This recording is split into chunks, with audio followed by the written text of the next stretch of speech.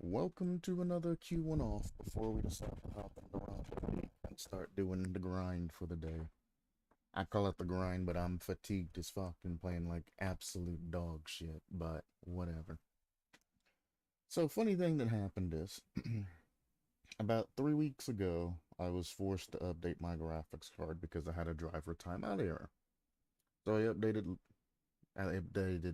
Windows and I updated the AMD Adrenalin to the newest, optional version and all of that. It took my screen resolution and it switched it to a 4K resolution, even though I'm on a 1080p monitor, so everything basically just looks smaller for no reason. Well, one, I have, a very, very bad sight. This is not the Q1 off topic, by the way. But I have, like, a very bad sight. So, them taking, my 1080p perspective and basically making it 4K and making everything, like, super, super small was really, really fucking bad for my eyes and all of that shit and all the games and shit I was playing. I was finding myself squinting, etc., etc., especially something like Rocket League. So, I was like, fuck it, if that's what they want to do, let them do it. Get on today, go to open up OBS. Interesting. And I get a driver timeout error saying that my graphics card and all of that's not supported by the new update and a whole bunch of other bullshit. And I couldn't even open my AMD Adrenalin, which is just the AMD, manager for your graphics card and all of that other shit. Well, primarily for your graphics card. So I go through that shit and I'm like, what's the problem? And I try to open it again and it's like, no, we cannot open. It's not compatible with your or it says display driver, which is your graphics card. It's not compatible with your display driver. So I'm like, I've been using this shit for 2 weeks now and I haven't had a single problem. And now you're telling me that it's not compatible. So I finally decide to submit a report to AMD so maybe they can make, a patch to fix it. Because again, my graphics card and my CPU, nobody and their mom knows that both of these are compatible with one another. So they don't write any type of, patches or anything, and they don't include them into the specific patches because nobody runs the specific build that I'm running because it's considered incompatible because nobody's ever, I mean, it's just something that they looked over, but it works so well. And like I said, I've really never had any type of issue as long as I kept my system, concurrent and just keep downloading, the updates and shit as they come out. But today I had to actually downgrade my AMD drivers and all of that back to a previous version because it will not let me back in. I mean, I can re-download the optional thing and then, roll with it for another 2 weeks and all of that until another patch comes out and they have the fix for it and whatnot. But I'm like, why would I? So I downgraded my graphics setting and or my AMD version. And now all of my images are big again and I can see what the hell's going on. And I am actually happier that things are more zoomed in like they were before and everything got reset to before. So I just find it interesting why it would download that update to my computer automatically for me to install if it wasn't compatible with my system. Because before you even start, downloading and everything, it runs through a scan and it says checking to see if, software update is compatible with your system. And if it deems it, correct and necessary, then it goes through and it installs. So why didn't it catch it there? Well, the problem is that my graphics card is compatible with the update. My CPU is compatible with the update separately. But running them together, dual tandem together, there hasn't been any patch or anything like that for that because they don't know that you can run both of those together. Guess for whatever reason, I guess they've never tried or something like that.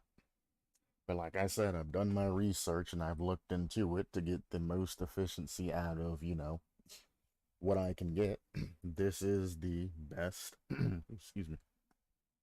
This is the best setup, and I know for a fact that it's compatible because I've looked through all the information to see that they're compatible. Now, I know why they didn't bother adding the graphics card to the list and all of that, especially considering, the motherboard and everything else. But it's also like I 110% know that my build would work. I'm no gumshoe, no, greenhorn or anything like that when it comes to building computers. And like I said, my build has worked for a decently long amount of time now, and I've really had no issues with the build. The updates and all of that coming from AMD and Windows and all of that shit can blow shit out because there's never any support for two of my things running together, but they do get two different separate patches. And that's kind of the issue why that pops up. If Windows does something to increase something, or an updated driver or something comes out and upgrades one portion of my computer system, the other portion of the computer system has to be upgraded as well for both of those to work together because they have to do both the upgrades separately.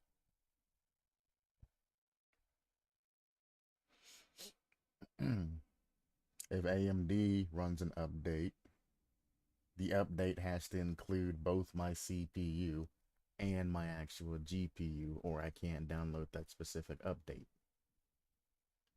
But generally, it's an automatic search done, and if it sees that one of them isn't supported, it typically lets me know that, your graphics card isn't supported or your CPU isn't supported. And then I have to wait, till around the end of the month to download it and then try it again, and then it goes through. So the fact that it didn't catch it this time is kind of worrying for the future because I really don't want to have to go through and look at all the patch notes and everything else that's being released on every update. Now, this could just be a circumstance to where something has, happened and, everybody misses something every once in a while. Or, my computer could have bugged and not downloaded a file that it's supposed to completely, causing, something to happen. But regardless, I am now on a past version of my software because I couldn't open up OBS, and opening up OBS is what triggered the display driver to time out. Typically, when that happens, it, well, resets all of my shit. Luckily, it just reset my restream this time, and I just had to go back in and reconnect restream back into my actual recording software in OBS, and then we were good.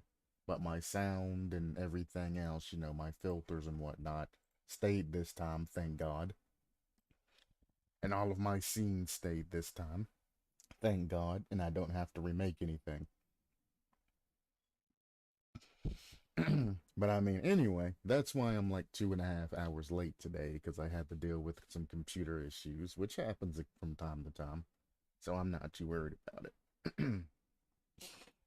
Now, let's get into the Q1 off topic. I'm going to tell you that this is a sensitive topic, and I'm going to be saying some things that the general public doesn't really agree with.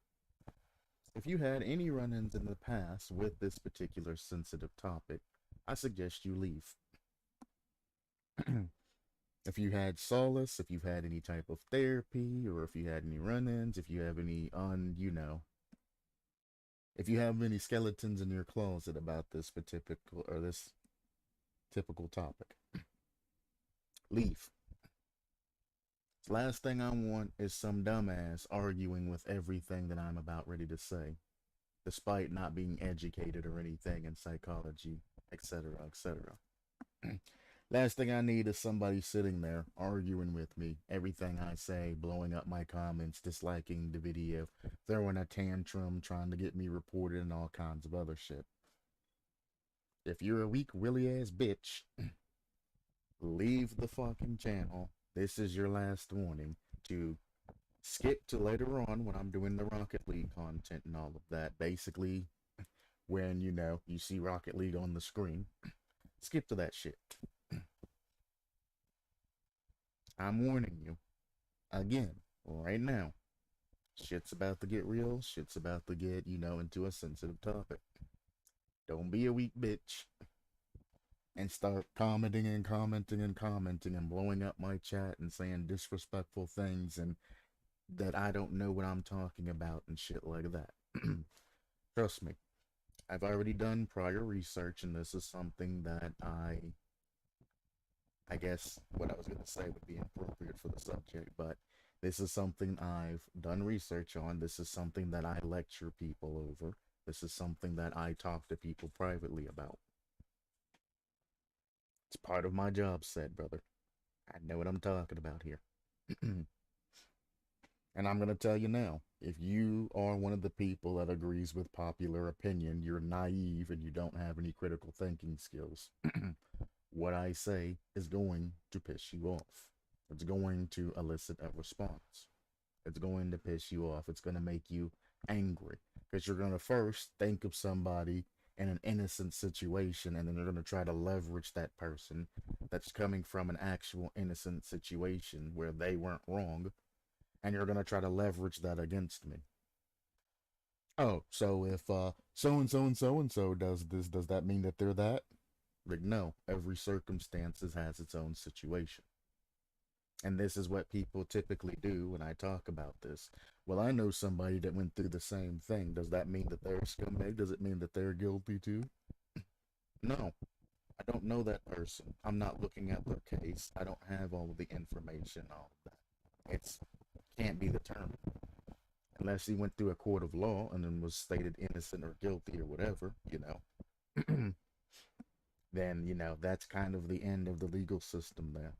Psychologically, if I could talk to that person, then we could ascertain what exactly happened and, whose fault it was, etc., etc. I don't know that particular person. And that's what people always try to do is they get mad and then they bring up somebody else's, stuff. And then they try to leverage that shit against me. And they get angry. And then they get belligerent because they don't want to listen to what I'm trying to say to them in response. And they just keep getting hot-headed and hot-headed and hot-headed. And then they say, you're a fucking quack. Or some other shit. Or you don't know what the fuck you're talking about. You shouldn't be talking about shit that you don't know about. Like I do know about this, brother. It's part of my job set. Then I have to be the bad guy and I have to dismiss them. This meeting's over. You're going to be belligerent. You're not going to listen to what I say. You're not going to do anything for advice. Goodbye. Go find another person to talk to. Then they go and find another person to talk to. The person says the same thing. And then they get mad and they go to another person. Till they find that one person that just agrees with what they say because they just want money. And there's people out there that will agree 100% with what you say as long as you continue to pay them. You can tell them that human beings are, a blight on the fucking world, and they never contributed anything to them. And they'll say, yep, you're 100% true. And when that hour session's up, they're going to stop you wherever you are. They're going to send you home, and they're going to send you that bill. And they're going to continue to listen to your conspiracy theories and all of the bullshit that you're saying as long as you're paying them. Then when you can't pay them anymore or you feel better about yourself and you're in your delusions, they're going to say thank you and they're going to go to the next person that they can exploit. So the first thing, not all therapists, psychologists, and all of that are there for your own being. Some people are just there for the money and they will blow smoke up your ass to try to improve your mood and make you feel better. And then they'll take the money from you. And they'll do that for, years. If you've been going to see a specific therapy for, 2 or 3 years over basically the same issue, they're probably blowing smoke up your ass.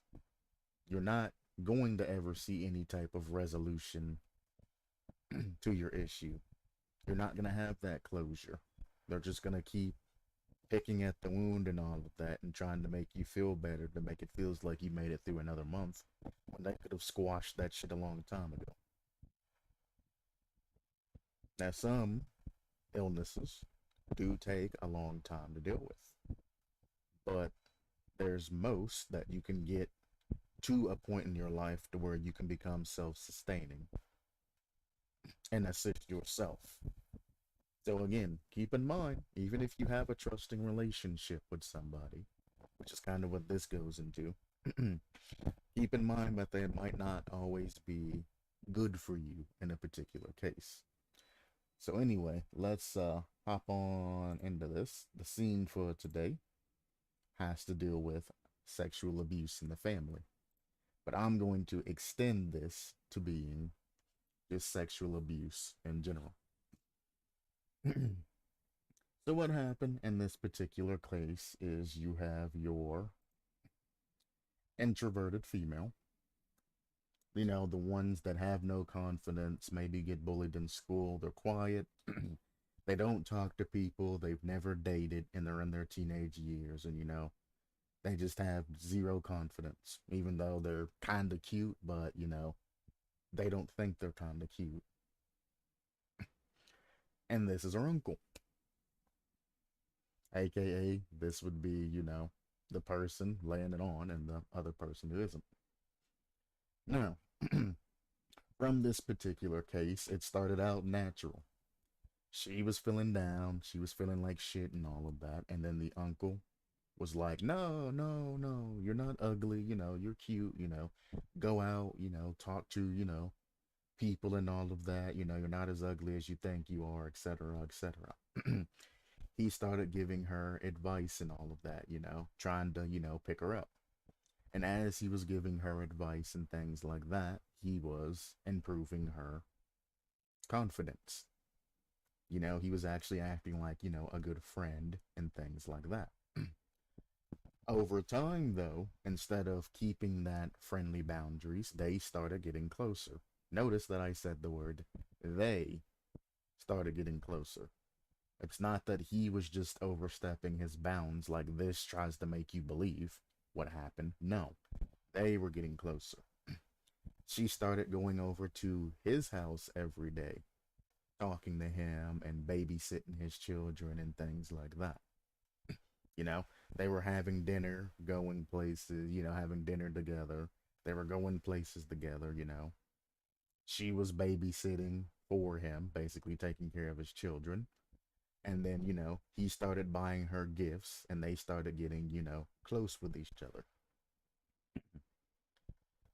She broke down one day, like all do, and she says that, the guys don't talk to her because, she's shy and a whole bunch of other shit. She's introverted. You know how the story goes.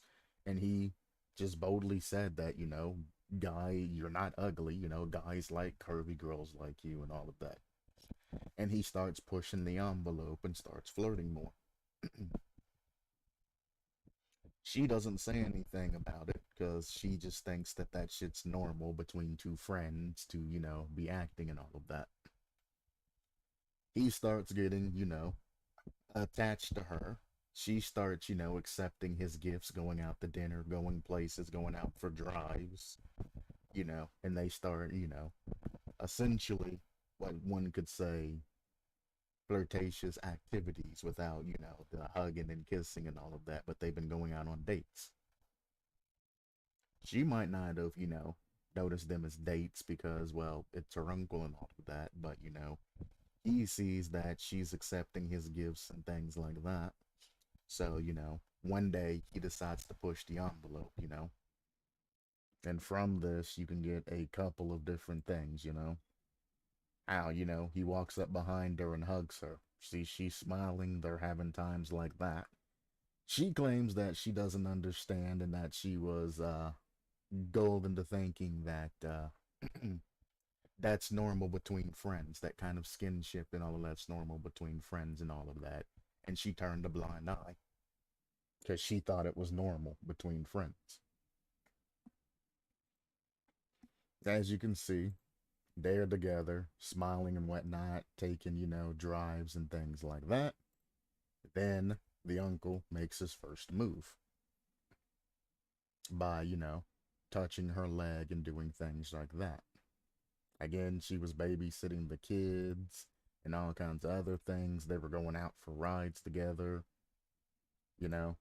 They're sitting there talking about her personal problems, everything that's going on, and he's making her feel absolutely positively sublime. After this happens for a while, and them getting together, him buying her gifts, her accepting the gifts and all of that,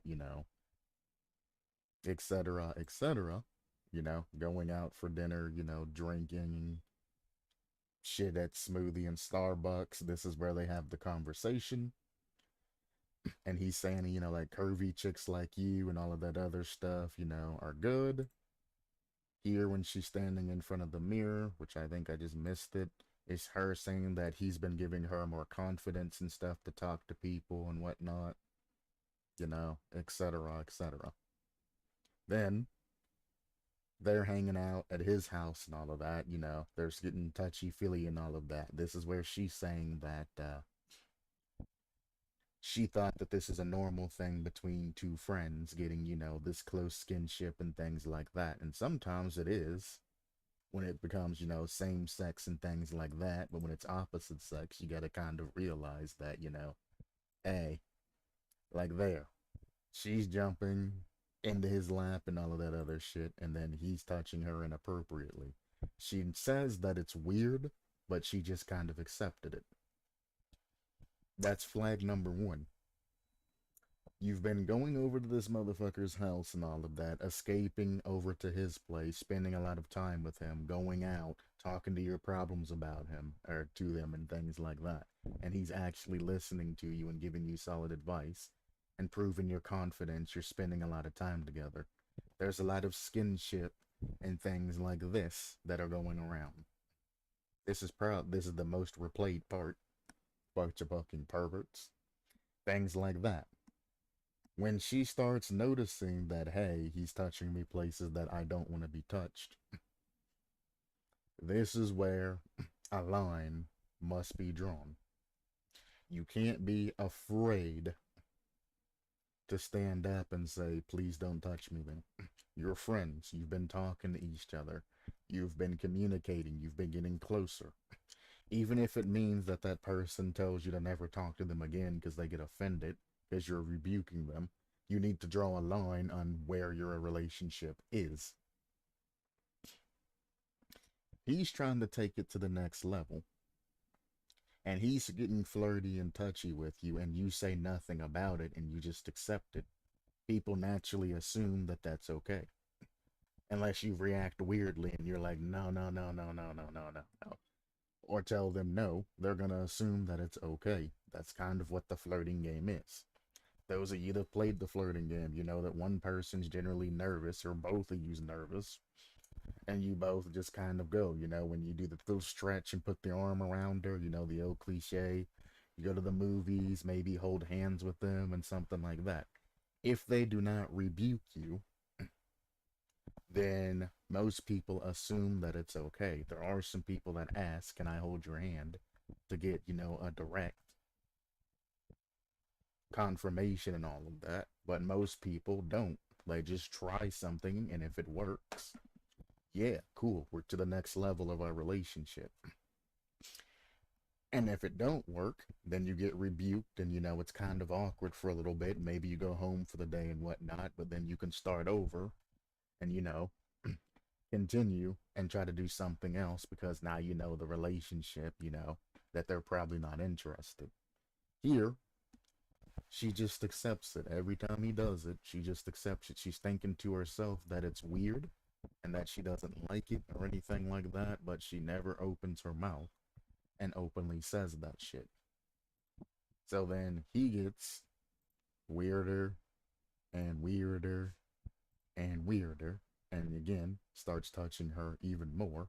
and she's not saying anything. She's just kind of being awkward about it and not saying anything. So then he touches her leg and all of that and says, "Hey, let's go down to the beach." Whatnot, he wants to get, the sex on and all of that. And she immediately panic and says, my mom expects me to be home. And he's like, we can be quick. You know how guys can be when they're in the mood. We can be quick. We can have a quickie, and all of that shit. And then she says, no, I just got out of a fight, or I just started to get along with my mom and all of that. I don't want to ruin that relationship I just got with her. And the mom and the parental issues is why she was talking to the uncle, and the school issues and things like that. She was having parental issues with her mom, and she was having, I don't even know if there's a father in the picture. I don't think it. I think it's just a single mom. But she was having constant fights with her mom. I mean, she's a teenage girl. She's being raised by what I assume a single mother, and then the uncle was kind of like the father figure that was sticking in for her. So she got attached to him, and well, he didn't want to be a father figure because he already had children. I'm gonna assume that he was a single dad of some sort. I mean, he might have had a wife or something. I don't know. I didn't particularly sit there and play the shit through like 4 or 5 times to get all of the details to this. I just wanted the gist of the story. But he basically says, you're no fun. And he accepts it and, takes her home. That's actually pretty good on him to take no for an answer after she says no. She said, he says, let's go to the beach. She says no. He says, come on. She says, definitively no. And then he says, oh, you're no fun, and takes her home. Typically, at this, him buying her gifts, him constantly having hands on her and all of that, spending money, letting her stay at his house, things like that, providing the advice and putting in all of this type of things. If he 100% was expecting something in this particular moment, he could have taken her anywhere. He could have abused her, he could have raped her, he could have done a whole bunch of other things. If this guy who has a touchy feely and somebody who makes you feel just typically uncomfortable, do not put yourself into a position where you are alone with that person, and do not give them the power of where they're going to take you. Do not be sitting in their car while they're driving. Don't put yourself in a situation to where you really have no way of out, no outs. You should be the one driving the car with that person. It should be your car, your circumstances, your house. You should be around your friends. You should be in a situation where you can be the safest and, things like that. Do not ever let yourself be alone to somebody who is touching you and doing things like that and making you typically feel weird, like you're being sexually abused or harassed. This is a problem that you find with most people that are being abused. They typically put themselves in a situation where they're alone with that person and they know exactly what that person's going to do when they're alert, when they're alone with them. You know what's coming when you're alone with them. Don't allow it. Stop going to his goddamn house. You want to maintain friendship with the person, talk to them on the phone. If you're babysitting, bring a friend with you, go over the babysitting, things like that. you know, have your mom come and pick you up instead of having him drive you home. Things on that nature. You need to make sure you give yourself an out and you protect yourself. Stop throwing yourself into this particular situation when things are going south. As you can see, things are kind of going south. Again, this is only like 4 minutes long. And he says, you're no fun. And instead of taking her to the beach, he takes her home. From that, she goes home. She starts thinking about things. She's like, man, you had a close one. Shit's weird.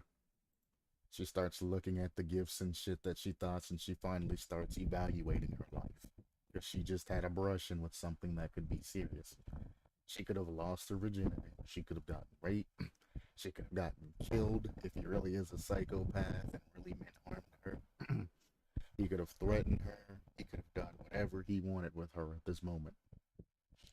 He could be the crazy motherfucker that says, I'm kidnapping her. She's my everything. That could have been it. She got out of this situation, and it's only then, when things escalated and he made a move to try to have sex, that she broke down and started contemplating her life and all of that. Time goes by. She starts to avoid him. Again, she starts contemplating her life and all of that, thinking about what's going on, thinking about what's important to her.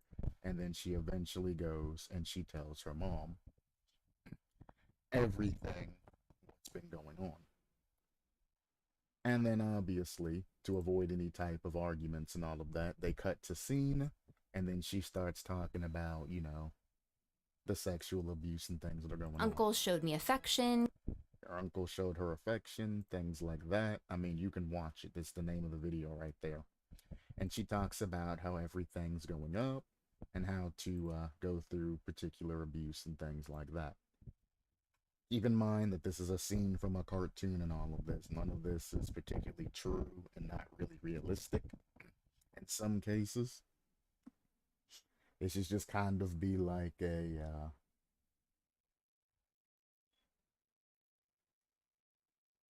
it's supposed to be rhetorical. Again, there's more when a friend helps another friend experiencing sexual abuse and things like that. And they go on and on and on and on. This situation, keep in mind, isn't super, super realistic. The only thing they can do is kind of take stories from multiple victims and try to put it together to create a small little, video about it. So obviously, more things are going to happen, and, it's only, tidbits of things that happen throughout the day. So it's not like he constantly had his hands on her. It's just different times that which they were doing things and, problems arose. But from there, keep in mind that even though it's a short snippet, this happened for quite some time. It wasn't that she went over one day, all of this happened, and she went over a second day, and all of this happened. And then she told her mom, no, this happened for quite some time. All of the touchy-feely, all of the awkwardness, and all of the other things, all of the flirting and all of that. And she kept going back to him despite him doing that, stuff like that. Because, I mean, she was introverted. She thinks that guys didn't like her and a whole bunch of other different shit. And she felt like she couldn't talk to the little bit of friends that she had about said things. And that's typically where problems start, and typically where people get vulnerable and get taken advantage from anybody. But it's also like your friends are your friends for a reason. You talk to them for a reason. Your family. If you have a close relationship with your friend or your family, aka your mom and all of that, who she talked to in the end, if she would have just openly talked to her mom about her insecurities instead of waiting until she couldn't handle the shit anymore, that's what your parent is there for, to help you out with that shit. Why go outside of your friend circle who you've built relationships with over a long time? Why go away from your mom who raised you and knows quite a bit about you and all of that, and go to an outside person, whether it be a family member, whether it be a friend, whether it be somebody that you met at the park? It doesn't matter who the other person is. Why go to an outside source? Because this happens on internet forums and shit too. People will be like, nobody likes me, I'm ugly, a whole bunch of shit like that. And then somebody will say, oh, post your picture. And then they'll post the picture and all of that, and they'll get to know that particular person. And then from there, they'll butter their ass up and all of that, and they'll actually help them in their life and tell them that they're pretty, get their confidence up, and all of that other shit. But I mean, some people do it out of the goodness of their heart and leave it there. Other people are saying this shit because they like you and they want to build a relationship with you. Then that picture comes to, oh, you got a new tattoo? Let me see your tattoo. And then, oh, you're in a swimsuit. Let me see your swimsuit. Oh, you just got out of the shower. Let me see your shower body. And it goes farther and farther until it's like, this is kind of creepy. I wouldn't plan on having a relationship like this with that person. And then that person either gets mad, understands, or something else happens. Problem with online is people and typically end up living, near each other and they end up meeting up, IRL, and something ends up happening. These people are stupid. Literally young, dumb, and full of. But anyway, we go down to the comments, and I find that the first thing I see is what everybody says to a victim of sexual abuse. Sexual abuse is never the victim's fault. It is never, ever your fault for being abused. That is not true. That is not true. Now, that is something that we say during therapy because, well, we don't have insight into what's happened during that time of your life. Typically, somebody who's sexually abused won't go straight to therapy. They'll go to the friends, family, shit like that. Then, typically, if it gets out, they have to go through the court system. And you know how long the court system can take, to get that tried, somebody has to be arrested. Then they have to go through their life trying to live with whatever, and then somebody, and then eventually, if they even decide to seek help, then they land yourself in your office. And then by that time, everything's been, said and done, time's passed and all of that. And us not knowing the circumstances of all of that, we just have to ask you and review the past and all of that and ask you what's going on. Of course, you're embarrassed and you're not going to tell the entire truth of something that happened. So even if you were accepting of it, smiling, you were a little flirty, you were letting them get hands on, and things like that. You're not going to openly tell somebody who you don't know that shit. You're not going to be honest with everything that happens. No, you're going to spin what they call the victim card. And you're going to say all of the bad shit that you remembered, You used to hang out with this person. They used to touch you inappropriately, so you called the cops and had them arrested. You're not going to say that, he spent, $30,000 buying you stuff. He bought you a new car. He bought you a new necklace, You were spending, months at a time, weeks at a time, at their particular house, You were basically living together for extended periods of time.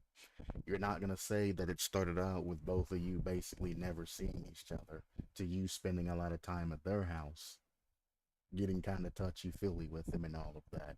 And then things kind of went too far and your relationship advanced faster than you expected it to be. You're not going to say that, you never told them no when they were making advances on you. You're not going to go out and you're not going to tell the entire truth because it's embarrassing. What you are looking for is help. You're not looking for somebody to tell you that, yeah, I see how this, came out and all of that. However, you were wrong in the situation. The thing is, people don't realize that a therapist or a psychologist, if you have to go that far, or a counselor, or, well, social workers different. Social workers like to speak their mind regardless. I don't recommend talking to some social workers. They will straight up tell you that it's your fault and you're going to be in a hellacious type of experience when it comes to that. I don't, please go talk to a therapist or something like that, or a counselor. If you talk to a therapist and you're going in for a paid session, it's not a therapist's job to tell you, or a psychiatrist or anything like that. It's not their job to tell you whether it's you're right or wrong. They're not going to straight up sit there and say, well, you're wrong for that. You shouldn't have been going to his house and all that. No, it's their job to listen to what you're saying and to help you move through your problem. They don't know you. They could give two shits less about who was right, who was wrong, who was touching who, whatever. But you need to be open and help them to understand what's going on, because we are very quick to pick up bullshit. If you say that you went over their house a couple of times and then things just escalated and they basically tried to rape you, we'll go off of that angle, but you're not going to get adequate advice, and we're going to be thinking the whole time this person's full of shit. They were probably flirting back, and then things kind of went far too far out of their, control, and then they panic. We can come to the conclusions because we've talked to a lot of you that have walked through and tried to pull the same bullshit card, tried to play the victim card and all of that. You're not helping yourself because you're not being honest. And you're not getting over your problems because you're not being honest. You need to be the one to say and be honest about it that, you and them started off friends. They help you build confidence and all of that. They built you, they even bought you a couple of gifts, took you out places, you hung out. Everything was cool. Then they started getting way too handsy. And at first you thought it was normal and you just, let it slide. And then things got way too close and they started reaching between your legs and, offering to have sex and all of that. And then things went way too far. And then you went, you told an adult and all of that. And you were like, no, shit's way too far. Shit's going, he's touching my thighs, in the inside of my thighs. He's trying to touch my butt. He's trying to have sex with me. Things have gone way too far. This needs to stop. And when they ask you a question, did you ever tell them no? How many times did you have no? When did you start telling them no? You need to be honest. No, you didn't say no to them until they went too far beyond that line. Until then, and don't make an excuse. Don't be like, no, I thought it was normal, so I didn't tell no until he started raping me. Don't get an attitude with the person that's trying to help you. Be honest, be open, and you will see further improvement in your condition. Because if you keep trying to defend yourself and you're not opening up to the reality of things, you're never going to get over it. So if they ask you, did you ever say no? Say no. You never really told them no on their advances until they started, reaching between your legs and going for things that, made you feel super uncomfortable.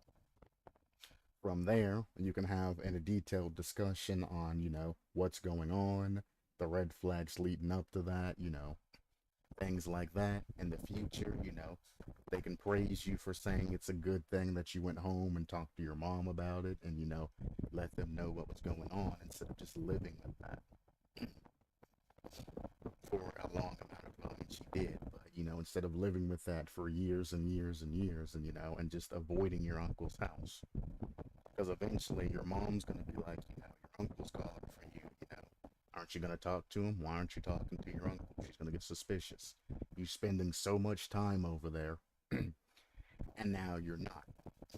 Your parents going to be like, why aren't you going over there? Did something happen? Is everything okay? Did you guys get into an argument? What happened? When they're being inquisitive about that shit, you need to be honest with them. This is your chance to let it go. But bear in mind, and this is where the court system really will tear your ass apart, especially if they have a good lawyer. You need to be honest about everything that's going on. Because if you say that you went over his house and he touched you, the lawyer is going to be the one that tells you that, their lawyer is going to be the one that tells you that it's your fault and you deserved everything that came to you and their client is innocent. They're going to say that he was doing innocent flirting and making slow advances on you, and you weren't rebuking them. You weren't saying no. You were just laughing, giggling, and letting the shit happen. And then lo and behold, when he finally gets to the point to where he's asking for sex and all of that, you run home, tell your mom, and now it's too much for him. And he's going to try to spin it that, a stupid girl flirting, and then you got in over your head, and he's gonna say that you're a gold digger, you're doing it for, the money and the gifts and all of that, and to stay, away from your parents and a whole bunch of other shit. And he's gonna throw in a whole bunch of lies to make that jury think that, oh, it's just the gold digging girl that didn't get what they want. That's his job. Lawyers are scumbags. They're paid the big money to defend their client. That's why honesty, in most cases, can tell a better story. At first, I thought it was just a friendly thing to do, We were running around playing tag and all that, he's my uncle. I didn't think much about it. Then he started, rubbing the inside of my leg and all that, and, offering to take me to the beach to have sex and all of this other shit. And I said no. I ran home and I told my mom, Until then, explain that everything you just thought was just normal ass shit that happens between, uncle and what niece, uncle and niece, things like that that's going on. And you need to tell your side of the story, how you actually went through the story, and you can't be trying to hide tidbits and things like that. And when your therapist comes and asks you, the questions they're going to ask, what made you feel this way? What made you feel that it was awkward? When did things go too far? When did you start noticing, the red flags, even if you started ignoring them? When did you start noticing and start getting that sense of danger and all of that? And you can narrow it down and you can talk about each individual thing, how long it's been going on for, and you can get a more comprehensive report, which in turn will help you towards the end of everything. And you can actually get some therapeutic advice, etc., etc. on it. Versus just walking around saying, let's say you hold it in, somebody brings something up, and then you be that awkward guy that said, oh yeah, I got abused by my uncle when I was little too. Because somebody else experiences that in the past. You let it out, you get proper help and all of that. If you run into somebody else, you can then guide them and help them get onto a proper path of recovery and things like that. You can become an actual good friend to an individual. You can help them knowing that you're safe and that you can actually talk to them about what's exactly happening, and you can help people out of those particular situations. And now that if you're helping somebody and giving them advice, if they start flirting with you, or if you guys are starting to get way too close, you can just cut that shit out and say, I'm your friend. I know I'm helping you a lot and all of that, but I am your friend. I am there because I care about you as a friend. I'm not here to, exploit you. I'm not here to take advantage of you. I'm not here for any of that. And you can keep that situation under control while helping. Maybe even point them in a direction of the therapist that helped you. If they, decide to, they really need it and something bad happens, and you can be there for them and actually be a decent human being and not expect anything in return. So they don't have to go through what you went through. Help them realize that your friends and the people around them actually think they're good looking and whatnot, just like everybody else. Or the opposite, that nobody really gives a shit and aren't looking at them. If they think, oh, I got a big nose, everybody looks at my nose, like nobody gives a shit, nobody's looking at you. Obviously, you can make my terminology and all of that more professional, and you can look up all the other bullshit to follow the lines of what I'm saying. I'm not going to give this 5-hour lecture because, well, I'm not getting paid for it. I'm just going to briefly touch over everything and continue along. Sexual abuse is never the victim's fault. It is never, ever your fault for being abused. That is false. That is 110% false. And anytime you make a statement that encompasses an entire group of individuals, I call those ignorant statements. You are wrong. There are a lot of victims that get abused, and it isn't their fault. There's really nothing they could have done, and it's a shame. But there are victims where it is a portion of their fault. It might not be all of their fault, but saying that it's never ever your fault is saying that you have 0%, 0% responsibility of what happened. For example, you go to a friend's house that's having a party. You come in wearing, skimpy ass clothes and things like that. Yes, I'm gonna say skimpy clothes because I hear a lot of people that's the first excuse they go to try to blame somebody. I'm not blaming, listen to what I'm saying. You go in wearing skimpy ass, clothes that expose some of your body. But you're at a friend's house, drinking and all of that. Somehow you get drunk, you get roofied, and then you get sexually abused in some way, shape, or form. Not saying you get raped, so not going that far, just sexually abused. You ain't gotta be raped to be sexually abused. Anybody touching you inappropriately, groping you when you're drunk or roofied or something, or taking pictures of your naked body or doing weird shit to you. Things like that, anything that categorizes as sexual abuse can happen. Now, there's been laws and shit talking to about, alcohol related, but this is why I specifically said roofied.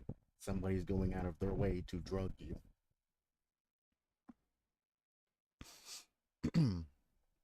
That you really can't be held accountable for that. Yes, your dress clothes and all of that might have contributed to you being targeted, but it's not your fault. You're going to a party, you want to look good, you want to look attractive and all of that, you want to have a good time and all of that, you want to let loose and be you. Nobody can fault you for being yourself. Nobody can fault you, you didn't get super drunk and do something stupid and then turn around and say and scream rape. No, you got roofied. You had no control of you getting roofied. You had no control of any of that. The only thing that happened is you being dressed the way you are kind of got you targeted, but that's not your fault. You're just doing you. So in that particular case, you're at a friend's house, which is going to be a safer space. You weren't out there in the public doing, some dumb shit or anything like that.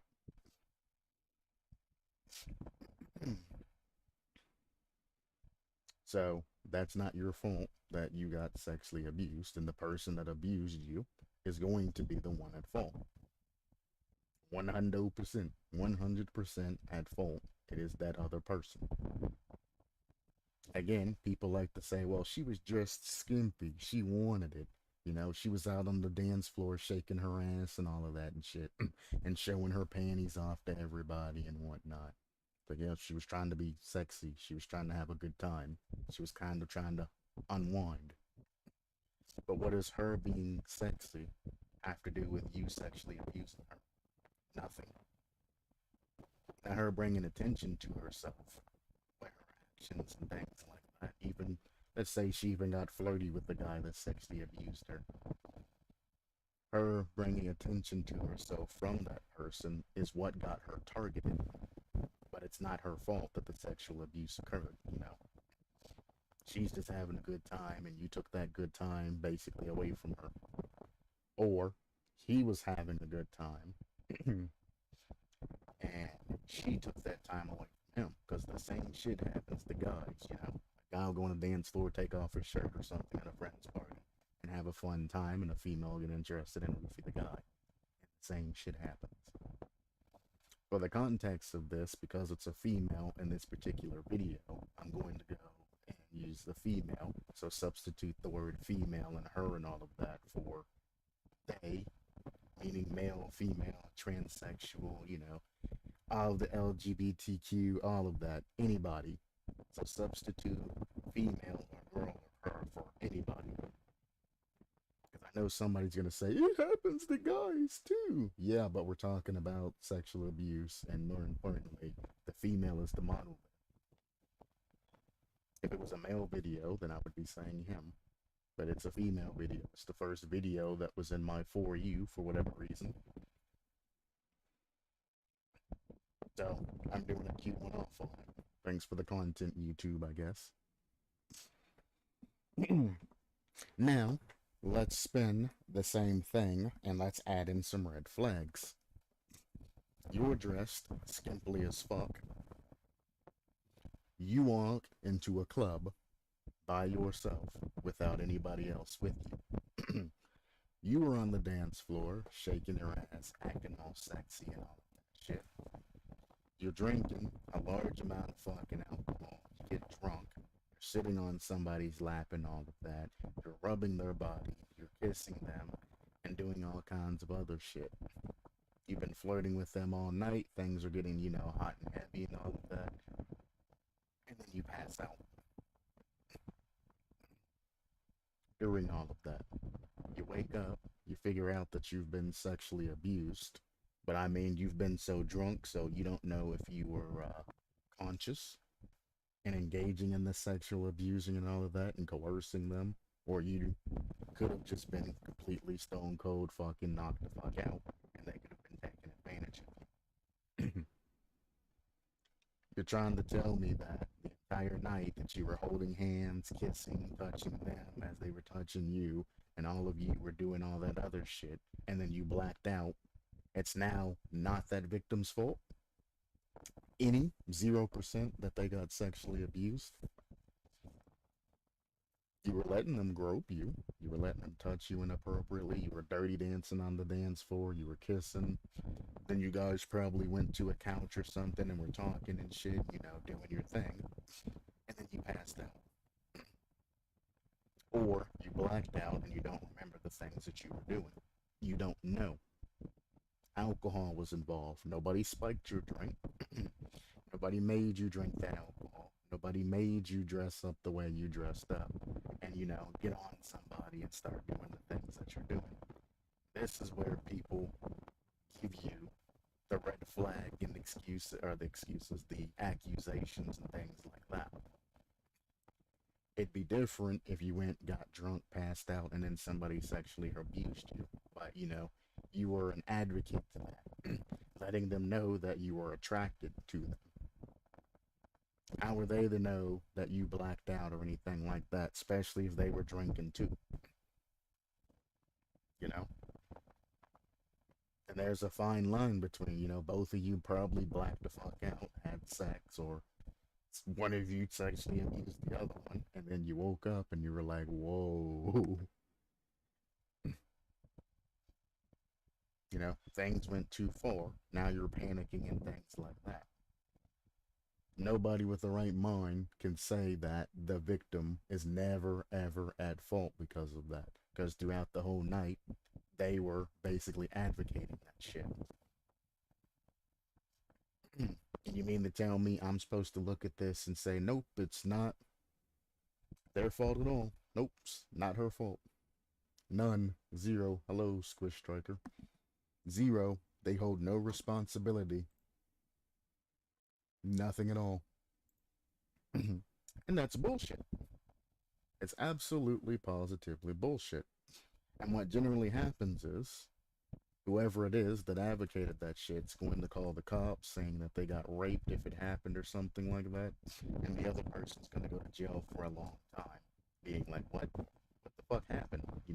What is going on? Why am I going to jail? I was having a good night with this chick. We both passed out. Next thing you know, I'm on my way to jail. Maybe they didn't do something. Maybe they did do something. So again, all of that's a toss-up in the court of law with the evidence and all of that, building up to that. See whether or not it's malicious intent. You both were just drunk doing dumb shit. How's my day? My day is fine. I'm in the middle of a cute one off right now. But as of now, things have been going pretty well. So, the fact that This is a complete statement saying that sexual abuse is never, never the victim's fault. Makes that incorrect. And 11K people immediately jumped on that bandwagon, saying that regardless of the situation, if you end up a sexually abused, you have zero responsibility. That's bullshit. If you put yourself or do something that requires you to take responsibility for your actions, I believe that you should do. That you should. That's my personal opinion. And I will say when it's my personal opinion versus not being your personal opinion. That is my personal opinion. You do something, you should take or that you should be taking responsibility for, you know? You're in a good enough mindset to know what you're doing. You know, you shouldn't have to take responsibility for your action.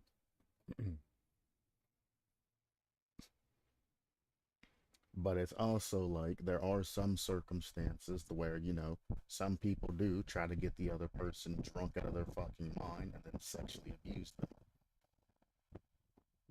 So, I mean, you know, there is goddamn, differentiating circumstances, and there are exceptions to every rule. So this is a false statement, and there's 11K bandwagoners that don't have any type of critical thinking skills. Here, the fact that he said, "You're no fun," makes me so mad. He knows what he's doing. I don't know why you're so mad. She's the one that allowed him to get touchy, feely, flirty, and all of that and didn't say anything, so he thought it was fun. And this was like any other type of relationship.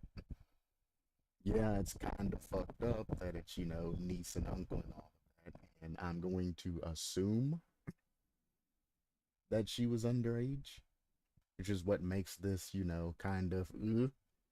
But if we take away the age and we take away, you know, the relationship and whatnot, because again, I'm going over sexual abuse. I'm not going over from my familial perspective. I'm just going over sexual abuse as a whole. Take out the fact that they're related and take out the fact that she's underage. None of that's relevant for just sexual abuse in general. Not talking about child abuse, just sexual abuse. You take all of that, and it's just a male and a female together. He's been making moves on her. She's been feeling awkward about it, but she hasn't said anything. He thinks it's okay. He's like, you know, enough with the games. Let's have sex, like every other guy does. She says no. He says, come on. She says no. He says, you're no fun, and then takes her home. This type of statement and comment and all of this happens to a lot of people on a daily basis. The "you're no fun" comment, I don't know how that makes you so mad. And he knows what he's doing. Obviously, he knows what he's doing. He's been flirting with her, showing a lot of skinship and a lot of everything, and doing, you know, what males typically do when they're flirting and trying to get with a female. Female's not fighting back. She's laughing and all of that shit, and, you know, having conversations and, you know, going on doing, you know, whatever it is they typically do. He thinks it's okay. Is it okay? No, it's not okay. But he was never told that it wasn't okay. And no, I'm not defending him. I'm just giving you a different perspective. He's been making moves on his honey, like most guys make moves on whoever the hell their significant other is or somebody who they like. You either get rebuked and they say, you're nasty, get away from me, or they, you know, start talking to you more, start hanging out with you more, doing the things that particularly happened here. Eventually, they're going to try to make them for sex. And if you say no, like she did, she finally said no, she doesn't want to go that far. He gave the, you know, come on, please. And then she said no, and then he dropped it and took her home with, you know, the comment, that's normal. I'm sorry to say it, but that's normal for your average guy. Sorry to tell you. Sorry. Those of you that have actually been in a healthy relationship and actually talked to people that aren't introverted, That's just your normal communications when you're trying to get some. It's called playing the game. He was playing the game and he didn't win that night, but he didn't pressure her. He didn't say anything else to her. He asked her, made sure that was the answer she wanted, and then he left her alone. What is there to get mad at this? You know what you're doing, of course. Why would he ever ask her at what I assume to be nighttime if she wanted to go down to the beach? Obviously, that's an invitation for sex. She said no. He said, come on, man. She said no. Then he took her home. He didn't make any more other arguments. He made a statement and took her home. Then she went home and then started crying to her mom and all that and telling her what exactly is happening. But what happened to the time between that? Again, you need to be realistic and you need to be honest about when you're sexually abused. When he was touching you and leading up to that, if you would have told him no back then, maybe the situation wouldn't have escalated this far, and maybe the relationship that you were building with your uncle would have been a more friendly one where he's actually helping you instead of this irreparable damage. That's going to be a rift between you now. He's probably going to lose his children and go to jail and spend a lot of time in jail over something that he's probably thought was okay. AKA, the guy spent a lot of time with the female, made a bunch of moves on her and all of that. Now he's going to jail for something that he thought was okay. Same circumstances. You just take a couple of words out and you rip back the band aid some and you find out, oh, it's the same wound. It's kind of like, you know, you got to be realistic. And as a therapist, if you have a good client that's willing to talk about everything, you can go back to the past and kind of point that shit out to kind of help them understand why the behavior of that person went in that direction. Why did they buy you gifts? Why did they always let you come over to their house? Why were they so nice to you? Why were they complimenting your looks? Why the skinship began? Why things kept escalating? Because that is the normal escalation to a relationship. If anything, nowadays, it was kind of a slow escalation of a relationship. And when you see the signs and things start not, feeling well, never doubt your vibe. That's when you need to start saying, you need to stop touching me. We need to get some space from each other. It's fine, we're friends, but this skinship's making you uncomfortable. Put them back in their position, draw that line. In a lot of cases, people do not draw a line because they're afraid of losing that person or something else. So they don't say anything and they let that person walk all over them till they get to their limits. And then they want to say something and they end up breaking the relationship. And the person's like, well, if you felt this way, why didn't you say this shit, 6 months ago? Why did you lead me on all of this time, letting me know that, this shit's okay? Why did you keep coming back to my house? Spending all of this time with me, talking to me, getting my advice and all of this other shit, having all of this time. The guy in the video actually asked her, you know, if you have a boyfriend. She says no. He says, why not? You should get one. She's like, none of the boys fucking like me. He's like, trust me, the boys are looking at you. They like you because you're curvy. That's kind of a red flag that he's flirting with you. And the video doesn't even comment really on, the things that he said like that and that it was kind of weird and all of that. So even then, he was kind of like, why don't you get a boyfriend? You're spending all of this time at my house and all of this shit. I mean, you're alright, decent looking in my eyes. You're kind of curvy. You look good for your fucking where you are. People are looking at you. They might not talk to you, but they're probably looking at you. Why don't you get your confidence up? Change your look. Stop fucking walking down the fucking wherever you're going with looking at the fucking ground and all of that shit. Don't have your hair over your face looking at the ground, looking all sad and shit, not talking to anybody. Your body language is basically telling people to stay away from you, that you don't want to be bothered. Whereas when you walk, if you're looking straight and forward, it's more of a confident look, you know. You have your hair, you know, good. You're looking forward, not down. You're walking and all of that, you know. You have a sense of confidence and, you know, a sense of air around you that, you know, lets people come up and talk to you.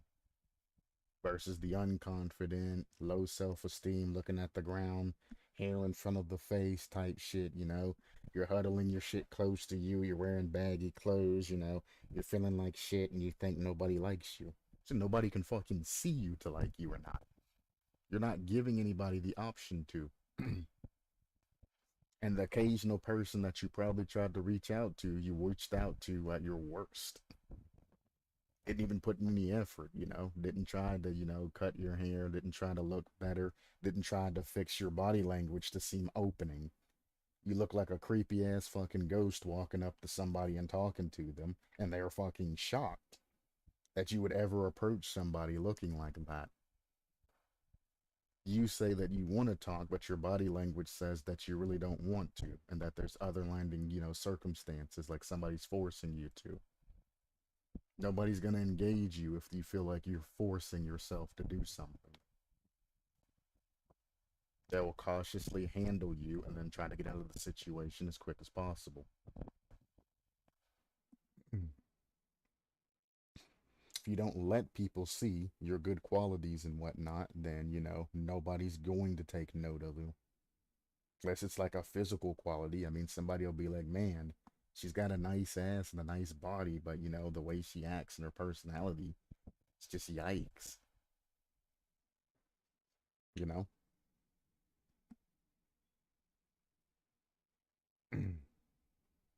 The age is just a number thing is not true as well because, well, there are laws in place. Anybody that says age is just a number, keep in mind that you're probably going to be violating some sort of law. At the end of the day, human beings leave judgment and all of that up to other human beings. But as long as you aren't breaking a specific law, you're good.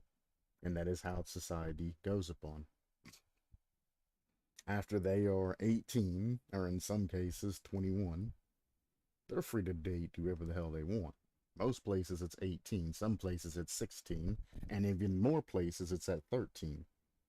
13 is the age of consent in some countries. 16 is the age of consent in some countries. 18 is the age of consent in some countries. And there's probably a mix and match in all of those. And you have to keep in mind that your culture and somebody else's culture might be different. There's circumstances for that. For example, in the countries that 13 is the age of consent and all of that is because back in the past, in their history, they used to give their wives up for marriage to, you know, strengthen their family and all of that other stuff. You know, it was kind of like a dowry type of or a situation. You would offer your daughter at the age of 13 up for marriage to another, you know, family. Generally, the guy is like, you know, 17 or something like that, you know, getting ready to come of age. And in order to move up in life and not be in the slums and all of that, you know, keep the power that's in your family and, you know, stay within the current times and the culture of all of that, that's what you would do. My daughter's 13. I offer you up to, you know, you guys, this family that's prestigious and rich and all of that. Here you go. She marries into the family for whatever reason, whether it's a political marriage to prevent wars or something like that, or some other shape or form. And that is why 13 is kind of the thing in our country. Now, a lot of countries that are like that are actively rewriting their laws and bringing that up to like 17 and bringing that up to modern 17, 18 and all that. Because it's not a very good practice. But you got to keep in mind it takes forever to get laws to be passed throughout an entire country as opposed to, you know, you know, here or there. Because I know as soon as I said 13's the age, people were like, oh, that country's full of pedophiles or something like that. No, they just come from a different culture background. And if you can't respect that, one, get the fuck out of my chat and don't watch any of my videos because you're closed minded as fuck and you don't critically think at all and you're instantaneously judging somebody or another country when you don't know the circumstances. Especially Americans are very bad at that because 18, for the most part, is considered the age of consent, to where you can go and do anything, and you can move out, and you can get married, and you can talk to whoever the fuck you want. Till you are 18, you really don't have a say. And technically, by American laws, if you're 18 and you're talking to somebody who you're dating who is 17, you're breaking the law. And if the parents of the 17-year-old decides to prosecute you as the 18-year-old, you are going to be a sex offender, and that's going to be the end of everything for you.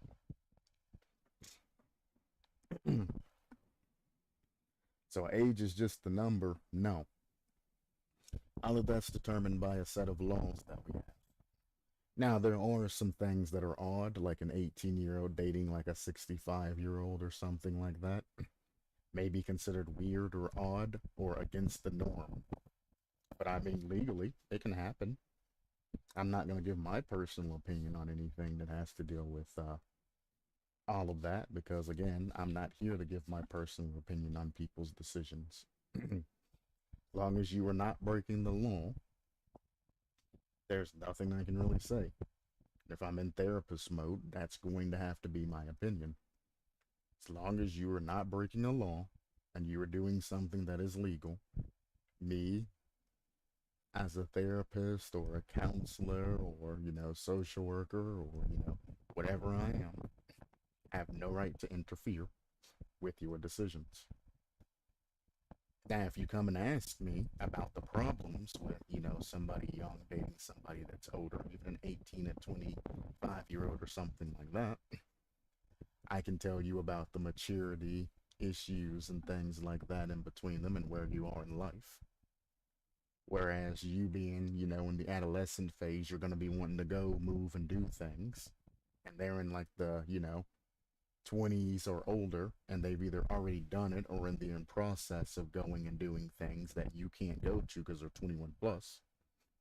When you finally get to that age to where you're 21 plus wanting to go, clubbing and doing all of that other, type of shit, they're going to be past that phase and wanting to do other things, settle down, things like that. And there's going to be some compatibilities based off your maturity levels and where you are. But that's not 100% true. That's just, me talking about the differences in maturity levels and things that, people of that particular age can do and what people of other ages can't do. At least not easily.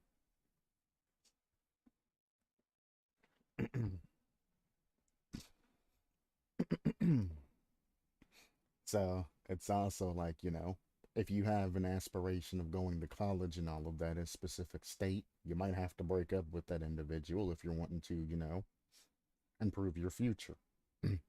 If not, you're going to probably have to join the workforce and skip college and all of that and then go immediately start working. Unless they have some sort of money or something to back them up and, circumstances are different.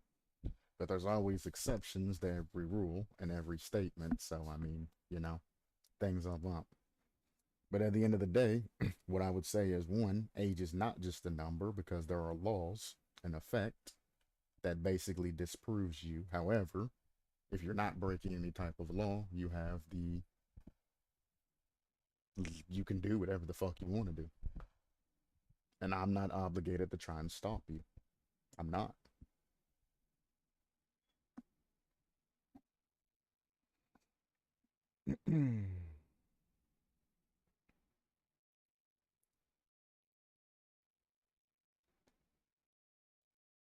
And then this is just a whole bunch of other people that probably need some sort of therapy, just baggage dropping. That's what the rest of them is. When I told my mom how baggage dropping, I was abused by baggage dropping. This is just fact dropping, which is good to point this out. It doesn't have to be an adult, it can be anybody. I didn't want to get him in trouble. I just wanted things to be normal. That's exactly how I felt. Stay away from them. If you don't want to ruin their lives, stay away from them. And if they pursue you, you know, tell somebody. You don't want them to be in trouble, yet if you keep spending time with them and going through the same situation, it's a problem. Use your voice. Stay away from me. Do not contact me. Do not touch me. Do not come anywhere near me, or I'm going to call the cops. I'm going to tell everybody. Stay away from them. Quit putting yourself in situations where you're alone with them and that happens. If it's your biological father and you live alone with your father, then you probably need to start asking for outside help. If you go to school, talk to a counselor, get the help that you need. I don't care if your father's a saint. I don't care if your father, is the Pope or the President of the United States. I don't care if your father is a famous, influential person and you're going to catch heat for this. Who cares? Nobody cares what your father's life is or anything about that. What you should be trying to preserve is your life. You can offer choices and all of that. Touch me again, I'm going to the cops. You can get evidence if you're worried about it. You can go talk to a lawyer. You can talk to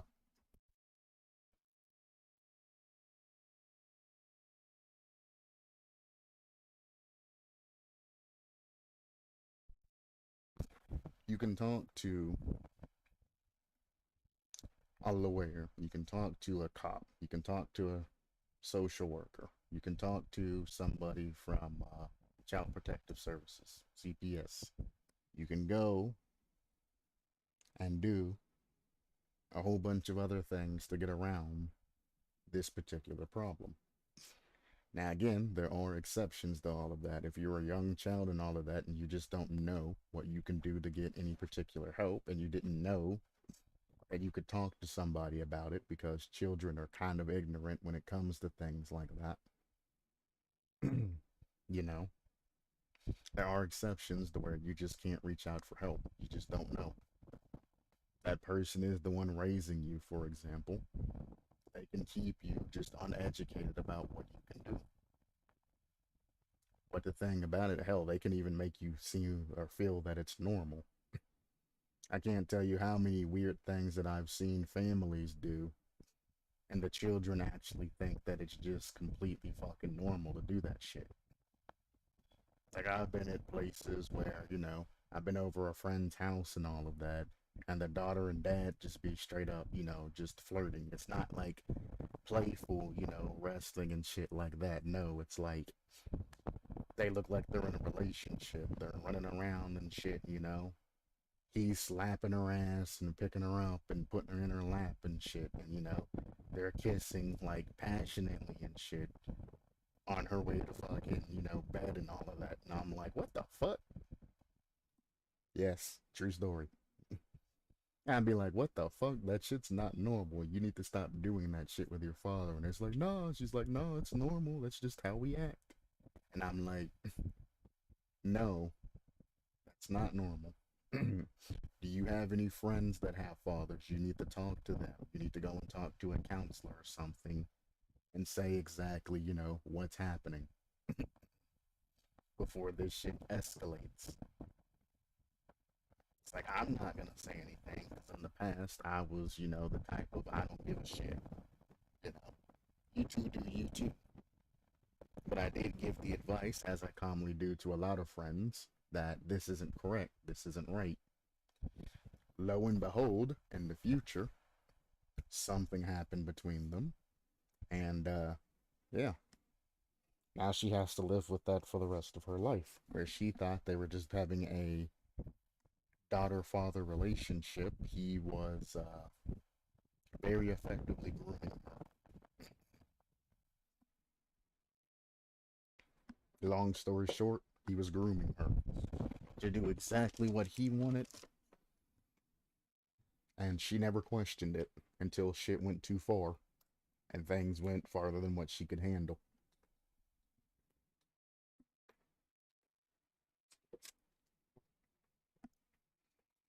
I had another friend claim sort of the same thing, that another family member who was a guy did something to him.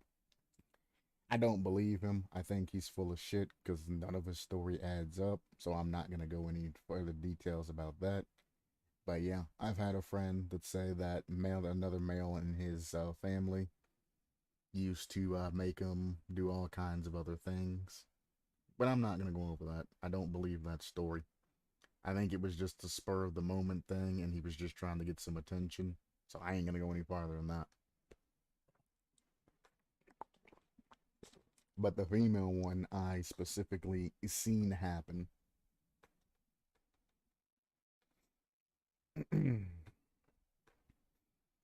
I wish people would talk about not only the fact that some of us get sexually abused and have to go through therapy for it, but some of us get sexually assaulted and we can actually orgasm because physically, I guess our body likes it, but mentally we are hating it. Well, I mean, you were getting raped, which I guess is a form of sexual abuse, but you were kind of beyond sexual abuse at that point. And the thing about it is, orgasming or having or actually experiencing pleasure from it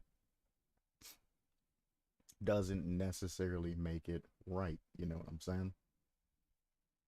Somebody's doing something to you that you don't give consent to, regardless if your body likes it or not, doesn't make it correct. At the end of the day, your consent is the key for that door. Somebody kicks the door in and takes what it want or what they want, and they pillage your booty. Haha, comedic relief joke. To get rid of some of the feelings people are experiencing. It doesn't make it right. And as he says, my psychiatrist says that this actually does happen, but for some reason it just makes even harder for you to move on. I can't even like have a serious relationship because it just messes me up so much. Well, that's because you're feeling guilty about it. Your psychiatrist didn't do a good job. You were feeling guilty for liking something bad happening to you. And every time you get into that situation with another partner, some people make it gender specific. If a male rapes them, they won't have relationships with males, they'll only have them with females. Some people won't have relationships at all because it's guilt. You have an overwhelming guilt because you know something bad was happening and your body liked it. Hell, your body fucking loved it. But guess what? It's the animal kingdom. At the end of the day, humans are technically animals. If you look at most animals in the animal kingdom, you kind of just find the mating partner walk up behind the other person who's in heat, and then they start kind of plowing them. They release their seed, and then they walk off. At the end of the day, that's what humans are, just filthy, disgusting animals. Your body, throughout the generations, which is biocoded, into your DNA and your body, how it sits. It's supposed to be receptive to mating and things like that. It's kind of what it is. Males' bodies are supposed to be receptive to mating. Female bodies are supposed to be receptive to mating. Obviously, there are exceptions, but that's how your body is, set up. So, yeah, if somebody does do something sexually to you and your body starts reacting to it, the only thing your body knows is it's mating time. Your mind knows that it's wrong. Your emotions and all of that know that it's wrong, but your body doesn't know anything else. It's just doing what it's programming to do. It knows that it's sexy time, so it needs to get prepared, so it's going to get prepared. And then during sexy time, it's going to do everything in its power to make you feel comfortable and, get ready and experience pleasure, even if it comes from a sort of painful situation. It's completely natural for what your body does during their situations. The thing is, people try to own that shit for something that's naturally occurring. They feel extremely guilty for one, going to the cops and getting everybody involved and getting that person prosecuted and thrown in the jail and all of that. They feel ashamed for their animal instincts kind of kicking in. And they feel ashamed that they enjoyed something so heinous that they're supposed to dislike. The thing is you did end up disliking it. But hell, even if you did like it and you're just being obdurate and all of that, doesn't mean that it was okay. Somebody rapes you and you enjoy it because they're just magical with their fucking body and all of that. At the end of the day, they're still wrong. You never gave them the consent of that. You have every right to prosecute them and send them to jail, even if it was the best session that you had in your life. Sad thing about that is, because you've experienced something so good, something with extreme ecstasy, and they've awoken that particular part of your animal instincts, your body now has its switch flipped on, and it's going to want more. It's going to want more. It's going to want more. It's going to want more. It's going to want to experience that happiness, that feeling, that fucking exponentially great feeling again. And even though you're going through hell and all of that, your body's like, dude, it's mating time, I just went through something amazing. It's the best feeling. All of these new chemicals got released into my mind, and I am ready. Where your mind's like, no, I don't want it. Unfortunately, when you have those types of conflicts and then you end up getting relationship in the future, your body's going to be like, yeah. And your mind's going to be like, no, no. Last time this happened, it was bad. It took me forever to recover from this. I don't want it, and you're gonna have problems. And as sad as it is, till you own up to it and you're more realistic about what happened, and you're not just obdurate and saying, well, I hate it. I hated every moment of it. My body didn't like it. None of that liked it. I fucking hated it. I never want to experience that again. Until you are more obvious and you actually have a communication with yourself and you work through everything, you're not going to get any better because you're just denying what happened. Denying things does not make them go away. You have to work through them. You say, yes, I orgasm. The sex was the greatest I ever had in my life. However, that son of a bitch fucking forced me to have that, forced me to experience something that I didn't want to experience. And that motherfucker deserves to rot in jail. And you lock his ass up. But you still accept the feelings that you experience, the things that you like, things like that. You have to learn to accept the experience of that. And don't tie the experience to the person. Because a lot of people do that. Well, if I'm thinking that I like this shit, that means I like that person. Like, no, you didn't like that person, you just like the experience and the sensations that you were feeling. Separate the person from the act. Sex isn't a bad act, but the person and what they did to you is the bad act. You gotta separate that shit in your mind, and you have to go through all of that. And if you can't, that's what therapists and psychiatrists and all of that are for, to help you work through that. They're gonna help you separate that and go through everything in pieces. How did you feel about the things happening to your body? You felt panic. You felt like you didn't have control. It was the scariest thing of your fucking life.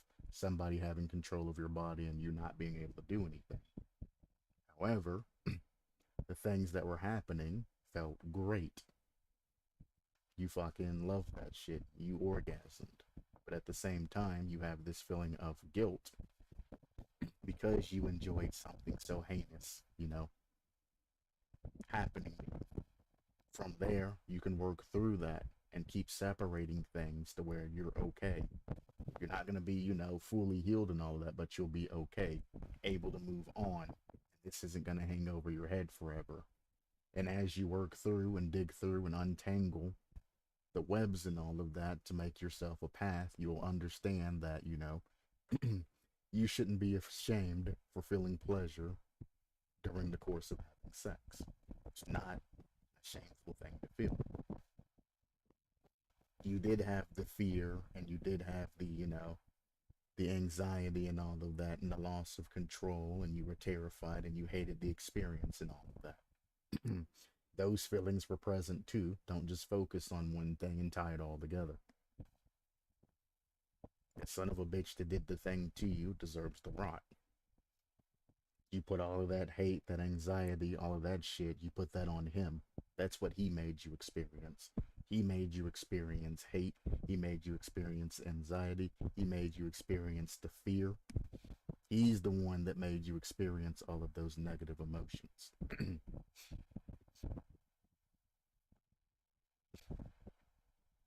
You throw that shit on him, and then you throw his ass behind bars. And then the next person you have a relationship when you've worked through it. And they start making you feel a particular way, and you're happy and all of that. And you give them consent.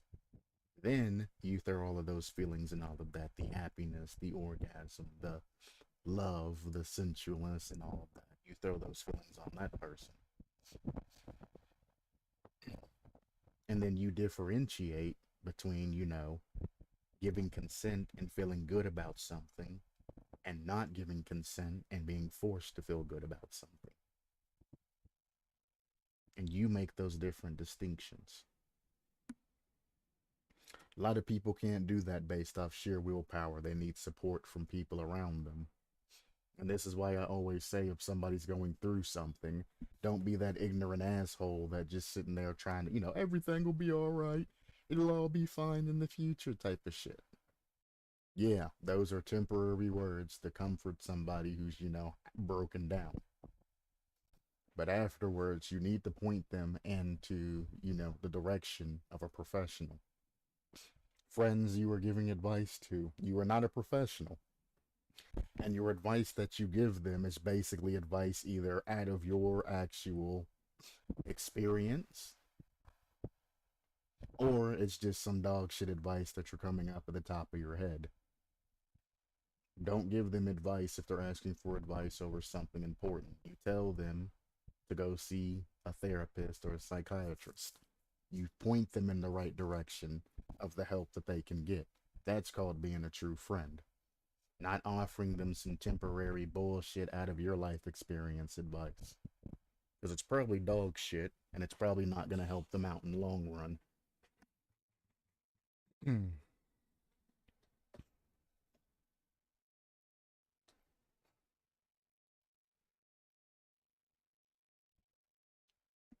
I mean, there's just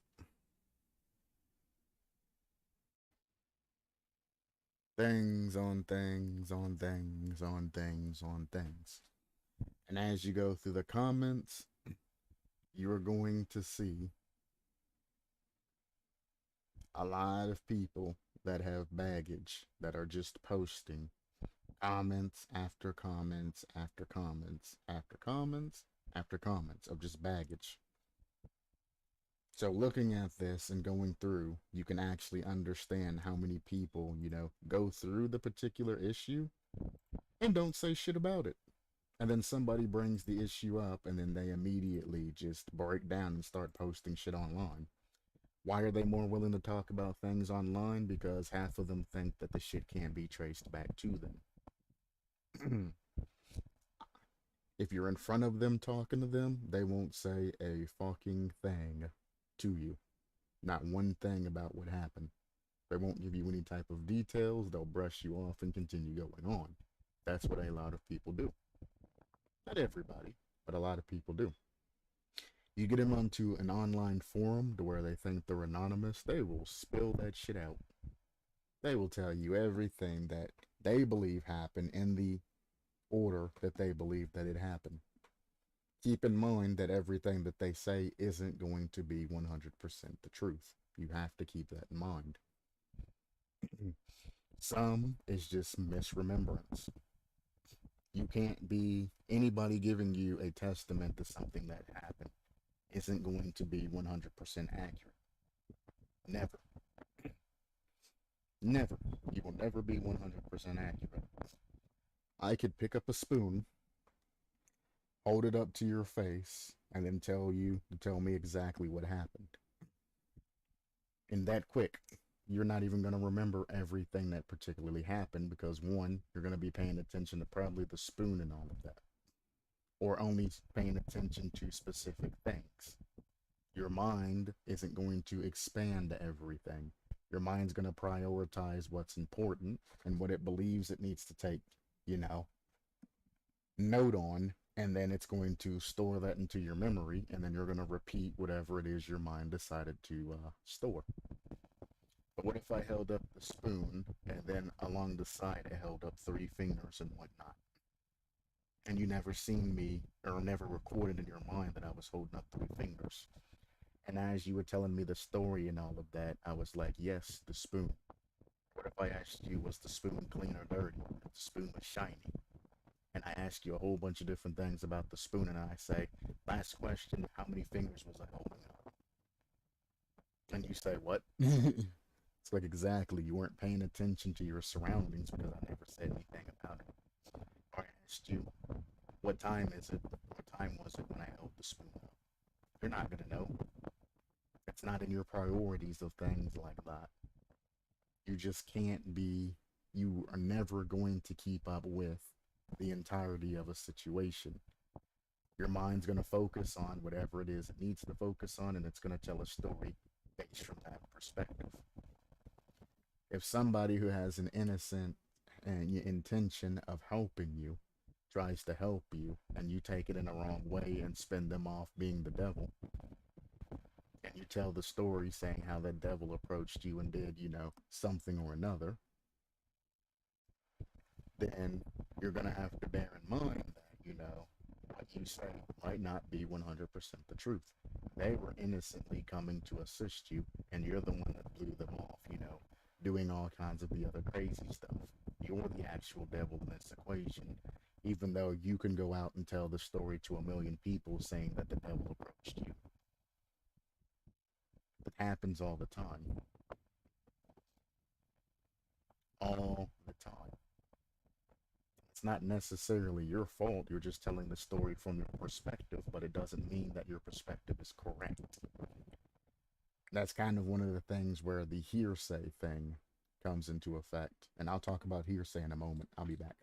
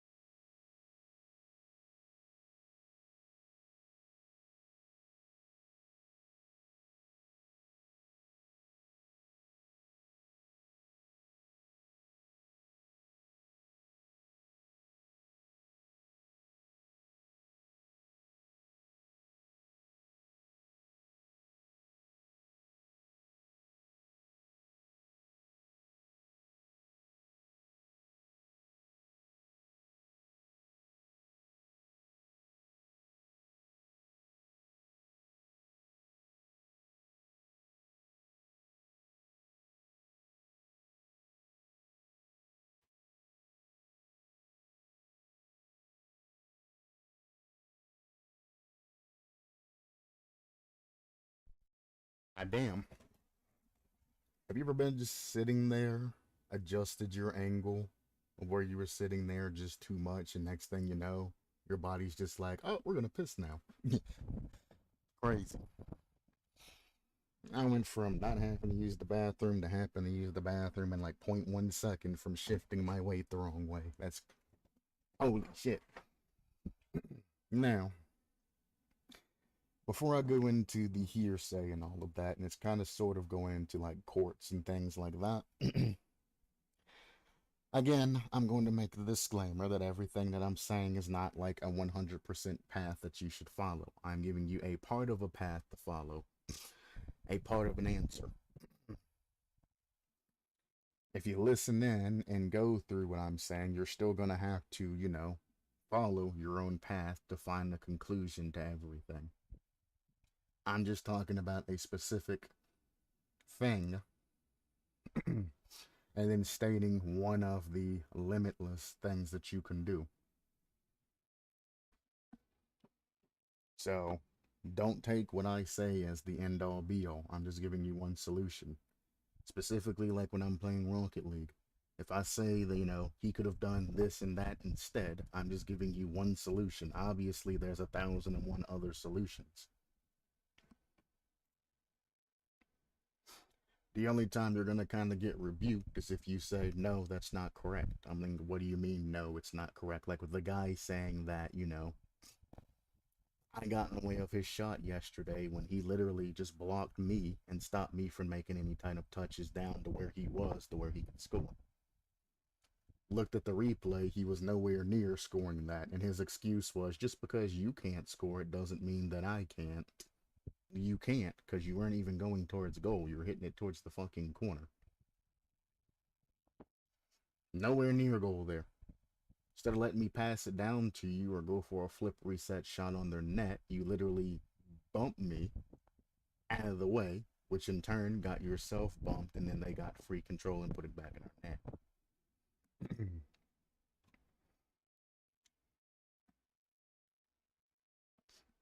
But again, that's just one thing. There's plenty of things I could have done in that situation, even though it was my challenge.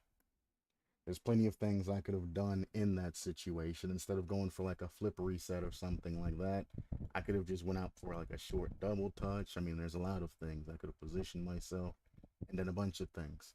I just talked about one solution to the problem and then I move on. I don't have time to pause the game and say, here are the top 10 things that you can do in this particular situation. 10, you could do this. 9, you could do this. I ain't got time. We briefly go over one thing that could have changed there, and when we continue on. Back to hearsay. Hearsay becomes a problem because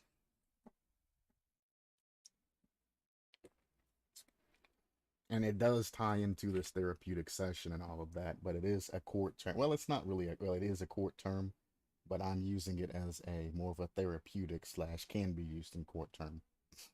So, the problem with hearsay is, and I'm going to explain it in a general term, like more towards the court term, and then we'll go from there. If you say a guy, you seen a guy walk into a gas station, rob the gas station, and then run out. They ask you for any identifying specifics on the guy. And you say, no, he was too fast. I couldn't get anything. I could just see that it was a male. No, I don't know. You could see that it was a male that ran into, the store, grabbed the shit, and got out. And it was around 8 o'clock. Somebody else coming in and trying to lead you into saying that it's a specific thing or person makes that statement hearsay. If another guy or a lawyer or somebody else was to come on top of that and say, at 8 o'clock, I need a name, Squish Striker, was at that specific gas station.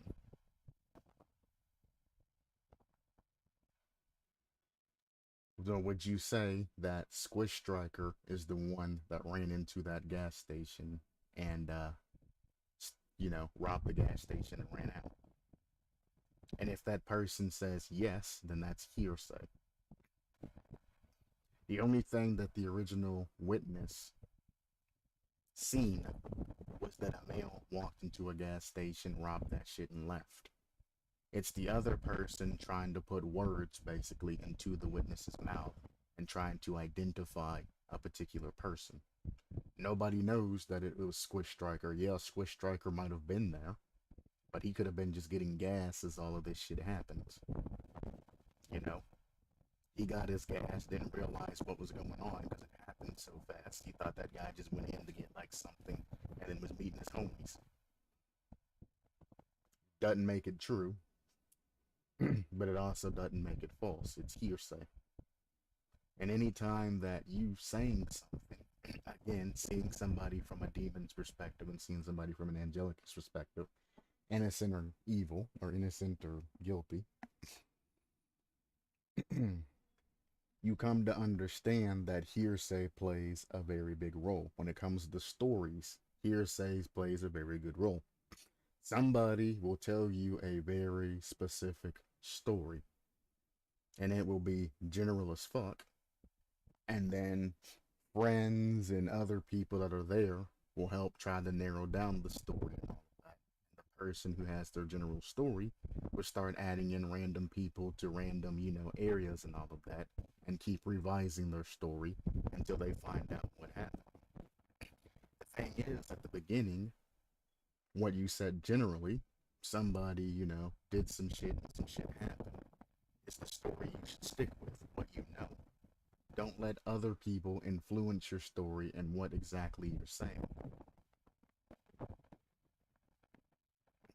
Somebody touches you inappropriately and you didn't like it, stay with the fact that somebody touched you inappropriately and didn't like it. Don't let them misconstrue your story to make it seem like, you're the bad person there.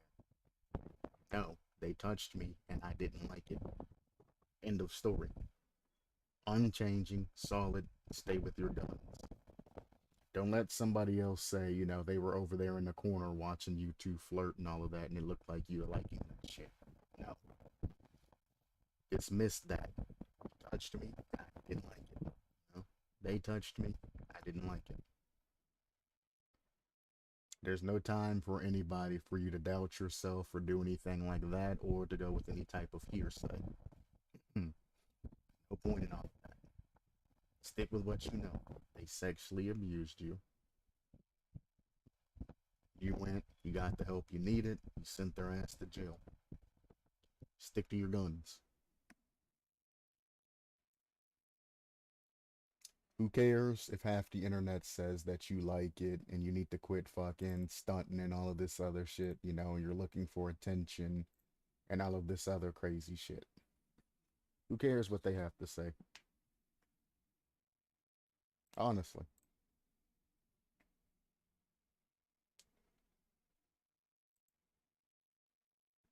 Honestly, though, who cares what the internet has to say? You don't know any of them. Hell, your community that you live in might say the same shit because, that guy has a reputation or something of being a good guy. Who the fuck cares? Only thing that matters is what's going on in the court of law and that you never second guess yourself. Because the moment you start second guessing yourself, they will pull. Why isn't my controller working? They will pull the curtain over your eyes. They will disprove everything that you're saying, and they will turn you from being the victim to something else. That was weird. My controller didn't work for quite a little bit there. And they will pull the wool over your eyes, and they will tell you that you're the issue and you need to leave town or KYS or some other type of, craziness. Don't let people interfere with what you know is right. However, on the same side of the coin, when you're ascertaining what exactly is right, you need to keep in mind that everything that you're saying is correct. You don't want to lie about something, or you don't want to get embarrassed about something and then not and not say something that you were supposed to say. And then later on be like, oh, well, during this time, this and this also happened. And they'd be like, well, you said in the past that this, that, and another. Then you'd be like, well, I was embarrassed. I didn't want to say anything about it. Because that's called bullshitting. You are bullshitting people at that point. They're not going to believe you. Because you already cried wolf once, even though crying wolf is considered being, you know, not honest about something. But you've already gave your testament and basically all of that. And now you are crying wolf. It's not very savvy to be doing those types of things. So be honest. Think about it. I don't care if people want an immediate statement from you. Think about what you're going to say. Try to get a lawyer or something present while you're talking about it, memorizing it. Look for any type of supporting evidence and whatnot, you know. If it's a rape, go immediately, and get a fucking rape kit done on you. As you're being attacked, you know, learn the things that you need to do as you're being attacked. You know, and be prepared for the situation. If you're ever attacked by another human being, the one thing you need to do is you need to take your fingernails and you need to cut their skin. You need to scratch them and get their DNA under your fingernails. Unless they are, you know, be like physically attacking you, like, you know, death. If they got a gun or something crazy like that, don't be dumb. Just let things happen as they happen. But if it's something that, you know, isn't gonna escalate to something crazy, scratch them. If it's a self-defense thing. Don't just scratch somebody because they're getting in an altercation with you, because that's fucking dumb. You're gonna be proving yourself wrong. But a simple scratch on somebody that's committing a crime or sexually abusing you or raping you in this case, scratch them, get their DNA underneath your fingernails so you can prove that that person was there that day and that was your assaulter. Then go get a rape kit. Go visit the police. Have them get the DNA and shit off of your goddamn fingernails and all of that to prove that that person was there. If they leave any hair behind or if they used anything to prove that they were there, keep trying to keep that shit in mind, because the more proof that you get that they were there, the less they can say, you know, no, I wasn't there. I was with my homies and all of that. And the less they can lie about that shit.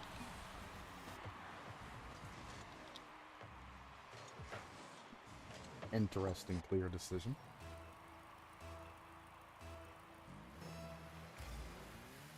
I mean, that's what the detectives and all of that other shit are going to be doing, is looking up evidence to see if you truly are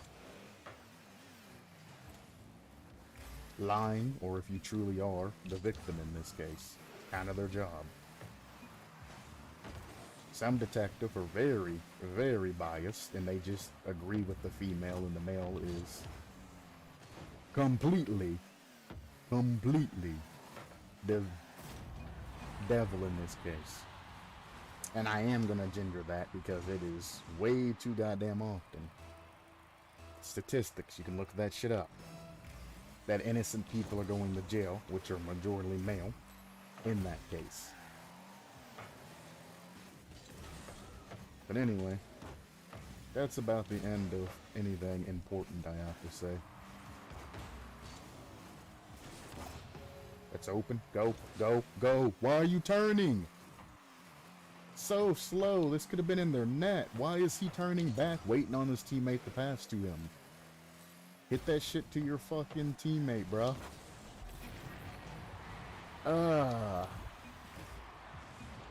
Fucking teammate that was up there by the mid boost was closer to that fucking ball than the other one. Pass the shit back to your teammate and then make a play off of that shit. Don't go past the ball and then drive forward waiting on a fucking pass. That's a bad pass. I can't go down. Yeah. Yeah. Well, I mean, I shouldn't be the one to have to save that. My other teammate should have been able to do something there.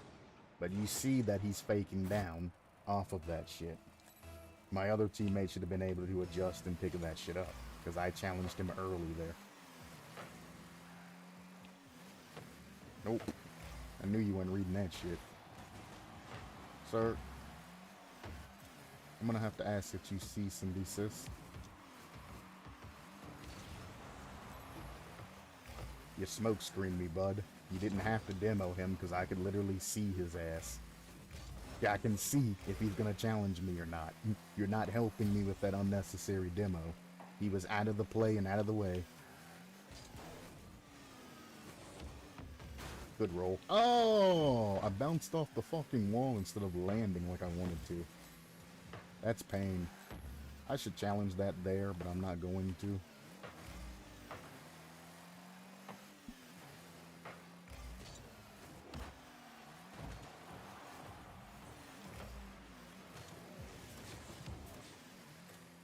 That was very bold of him to come up for that. I must say that actual GC lobbies, they don't come up for those, because if I hit it over them, that's 2 people committed and all of us up. It's a very bold challenge. Like that.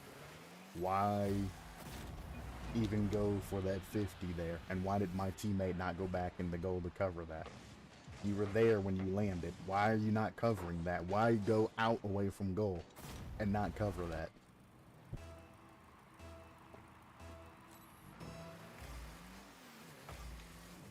As much as I'd like to say this is a semi-GC lobby, it's too fucking slow. We're still in champ. Good bump.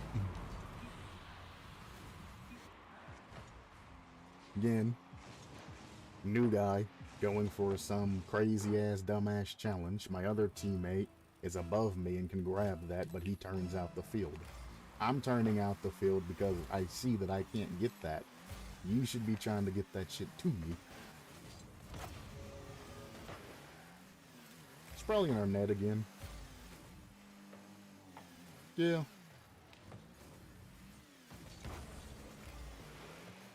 Kind of hoping that teammate would turn upfield and grab that, but he went back to goal despite me having control of the ball at that moment.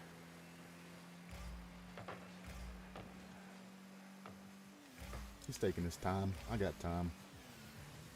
Yep. That's him. Let me guess who it is. Let me guess who it is. No, it's actually the other teammate that doesn't go for that. It was actually the other teammate that misread that. Holy shit.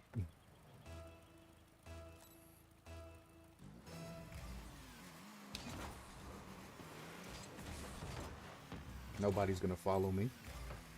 That was just free ball control that none of them went for. What else is new?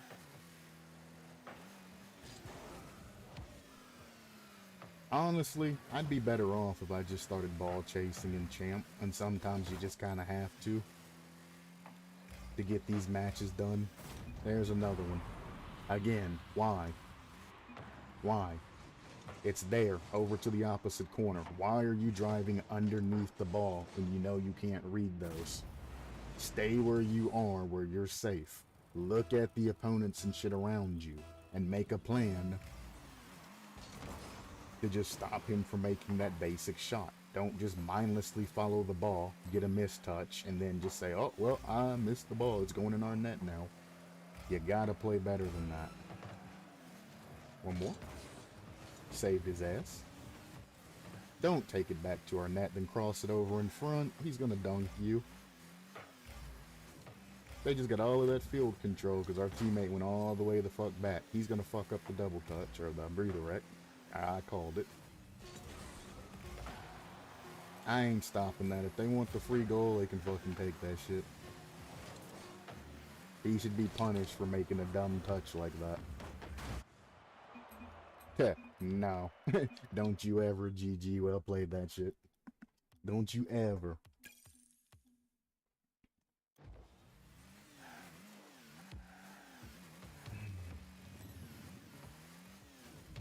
I don't know. Maybe I play ranked today. I'm tired of playing the casual life, you know what I'm saying? I don't even know what the rank is on this account. Looks like Champ 1.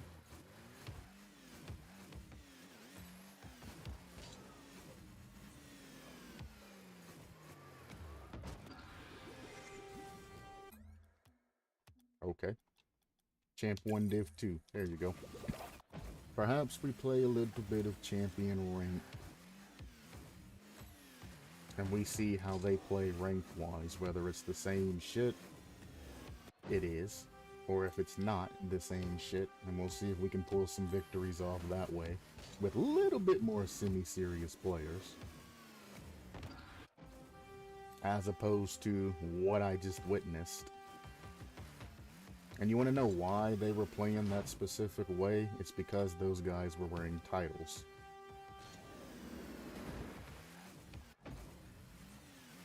Simply. Because they were playing title, or they were wearing titles, is why my teammates went stupid. And I don't know why people see the GC title and they go crazy. Half the people wearing the titles are absolute dog shit. Ass at the fucking game. They are the equivalent of champs, and they just want to wear the title because they've been carried to that shit.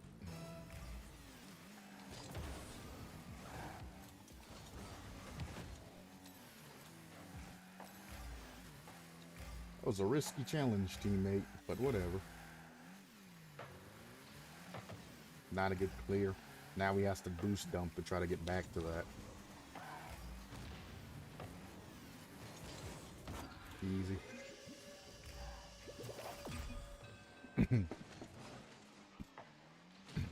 Shouldn't have went for that demo, dumbass. You would have been able to save that. Telling you. Your first instinct should not be the demo, it should be to cover the fucking ball.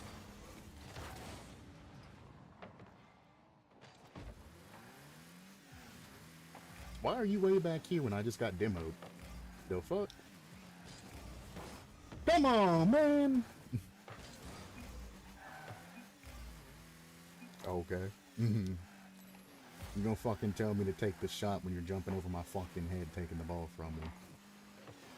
I shouldn't go for that, but he's heading back, so even if I miss it, it's not gonna be, you know, disastrous.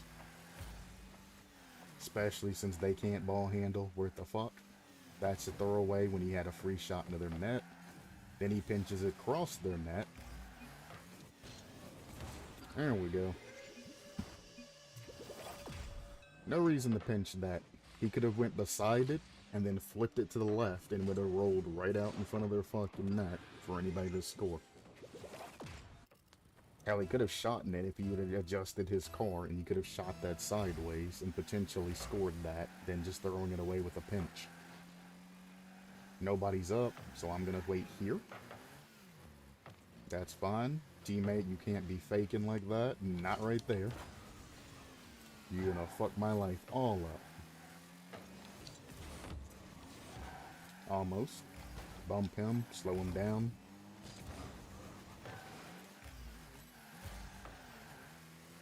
You need to come back, teammate. Jesus. It took his sweet ass time. I'm sitting here watching him, not even looking at the ball. I'm like, bro, your recovery's ass. You need boost, go get boost. I'm already in goal, brother. Get some fucking boost. Boost pads, come back. These are call-outs that I shouldn't be hearing in rank. You should have your shit together. I'm not gonna shoot this on net. They got two there. He threw it away. I mean, if he would have actually shot that, that would have been nice, but he didn't. I got demoed, brother. I'm already in goal. I'm gonna take this up the wall. Oh, I see you. Never mind, he got bumped. Fake. He's gonna hit it out. It's what we want. It's your teammates in no man's land. You really don't want to pass it out directly in front of my teammate like that. Pop this up high just to get him out of goal. Then we punish him. He's using my same car. Definitely punishing him. We're 2 goals up now. We don't need to do anything too terribly risky.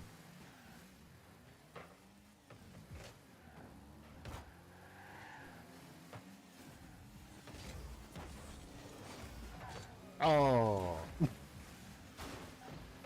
Why are we going for that?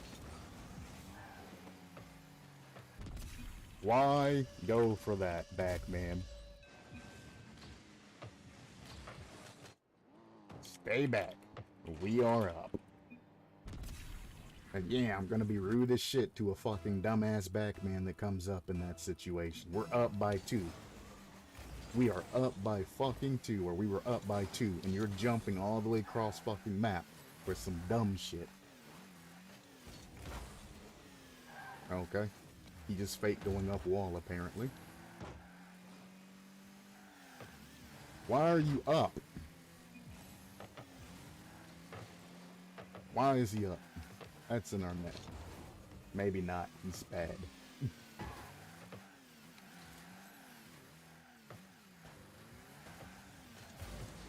Again, goalie. Why are you up? You've done nothing but hit the ball downfield back to them. You're putting us in such bad positions by overcommitting and or by cutting your teammates. I knew we were trying to go for. You too. It's not gonna work. Only thing that's your saving grace on Orange, good fake, is that he's not fucking demoing. If they were going for demos and shit, I'd be playing this a lot fucking different. Right now, it's my teammates that are pissing me off.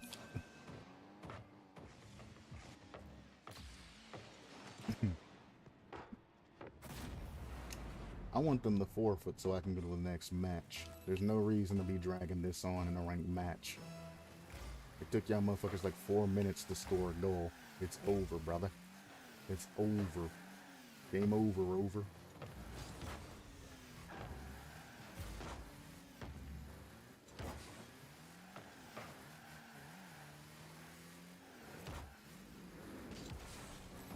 I knew he was gonna go for a demo. But that's fine. He goes for a demo. He's now on our side of the field, and now we can get ball control. That's a throwaway. Here he is again, not covering net, but jumping from no man's land. Rocket League, please, don't continue to give me these same teammates, or I'm gonna lose my fucking mind. Not trying to rank drop. It's a smurf and it doesn't matter, but I'm still not trying to rank drop. Grab my MVP and go to the next fucking match, cause god damn, I fucking hate champs. I fucking hate champs. For no reason. 2 goals up. That motherfucker jumps all the way back from our side for some dumb shit and gets scored on. At least call that you're going up so I can fake back or something. Like shit. Let somebody know. I got it. Okay, I'll head back. Anything. You're gonna be stupid. Call out your stupidity.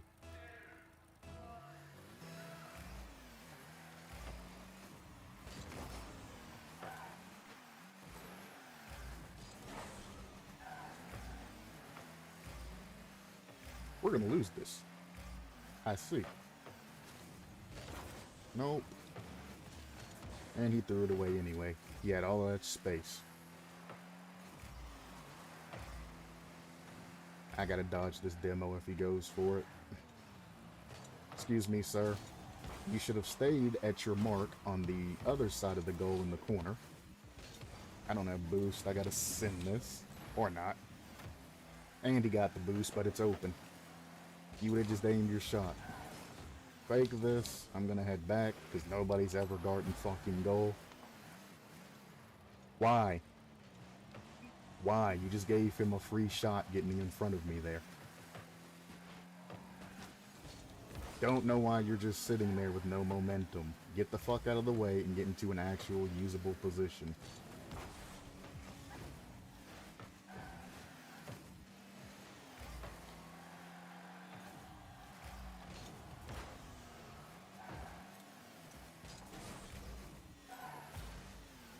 Goal's open, by the way. There he is in no man's land.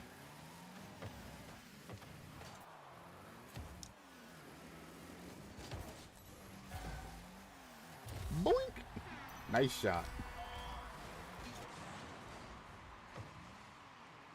I'm not gonna say that I did that on purpose, but nobody's in goal again. Maybe that's a wake-up call. Don't watch the replay.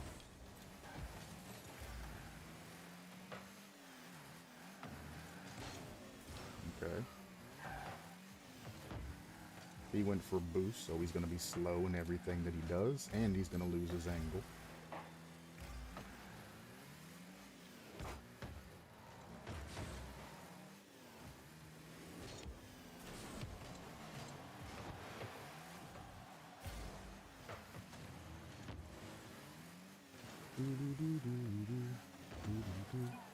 Thanks for bumping me. Thanks for demoing him for bumping me. Go over him. Large follow. Could have touched that over him. I really could have. I could have put that in his net.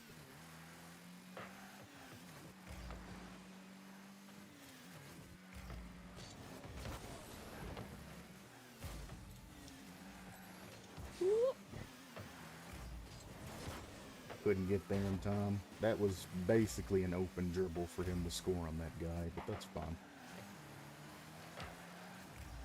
Our goal is not covered, so I'm going to take my time controlling this. I ain't got nothing to say to you, teammate. Again, if I blast this, this can possibly be sniped back to us. I need to control this, because my goal is not covered.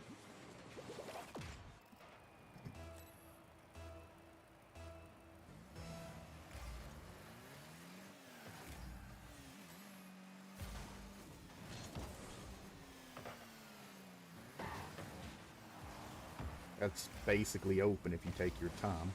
I mean, don't take like all the time in the world to dribble, but I mean take your time making a play.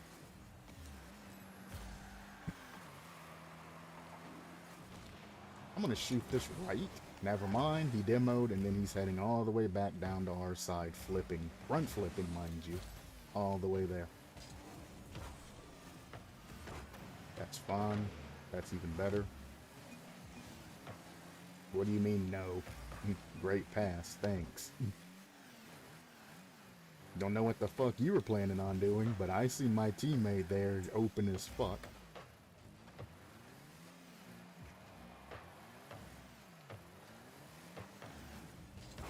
Shoot it. Shoot it. Not both of you. One buddy has to go back to goal. Somebody has to go back to goal.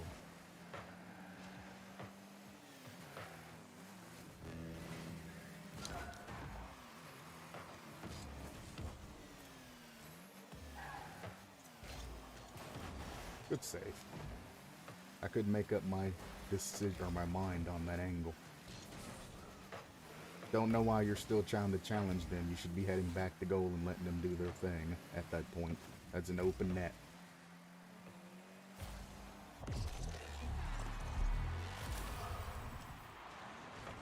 Again, all of them. Why is that guy over in our corner looking to still boost and whatnot instead of going back and being into a position where he can cut that? My teammate handled that poorly by hitting it away from himself, because if that guy would have been rotated properly, he'd have been fucked. Thank you.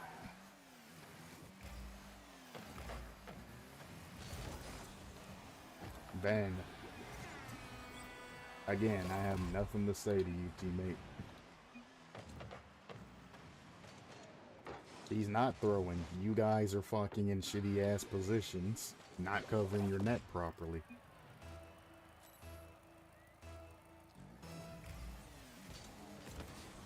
What's wrong with his name? He says just here to get carried, but he's been doing the same shit his team's been doing. Who's throwing again?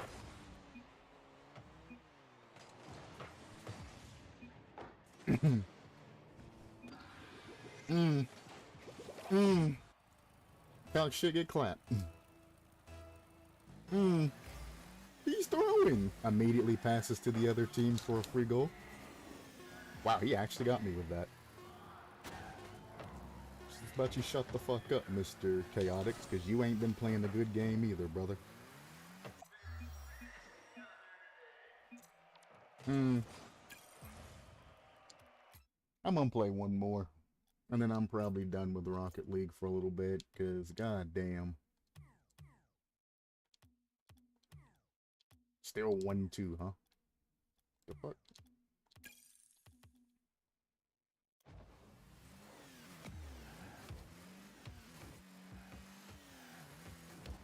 I did win that first game, right? And then win the second game? Or we get shit on one of the ranked games. Maybe this is the first ranked game. I don't know. I figured my shit would move from 1-2 to 1-3.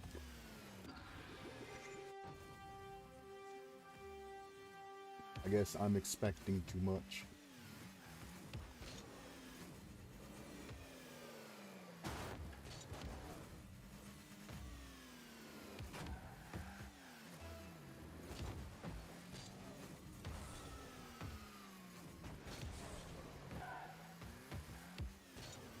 Ooh. I just seen something magnificent. Hang on. If I can get that.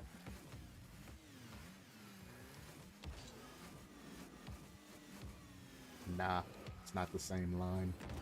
But I just seen something magnificent. The way I had that set up, if I was to jump immediately when I was here, and then flip cancel or no flip into that ball, I could have taken a direct shot straight from the wall into their net. And that's an angle that I really never thought to see before, because I've always air dribbled it and tried to go around.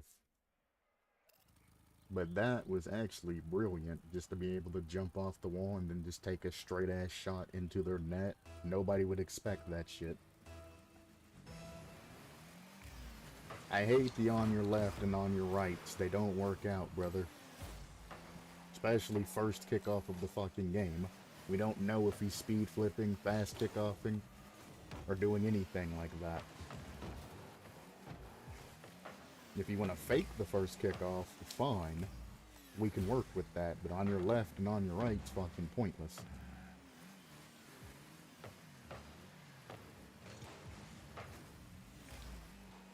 Especially if you don't have comms. Well, that's unfortunate. I'm gonna pop this over him instead. The other guy's reading it, but that's fine. Bump him out of the way because he's going for a demo. I'm just gonna stop that from happening right now, so I have free space.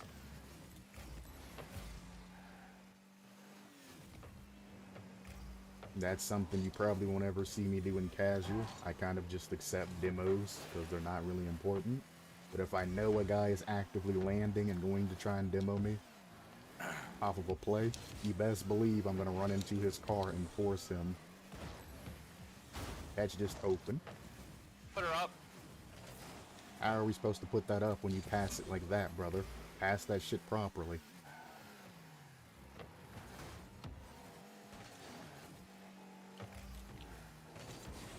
Bump you out of the way. Our back man shouldn't have challenged that. That gives them one free iteration to score on us. Damn. I wanted to go back for that boost.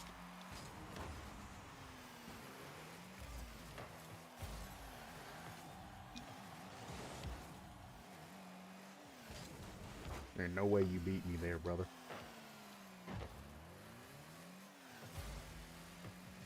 Oh, man. I'll put her up. See, if he'd have shot that top left instead of trying to catch that, he'd have had that goal. He didn't think about it, though. Dangerous. That's fun. I slowed it down enough. Fuck that. You need to... Alright, thank you. That's fine. I'm gonna stay out. Even if he gets beat, I have enough time to pass it back to him. Jesus.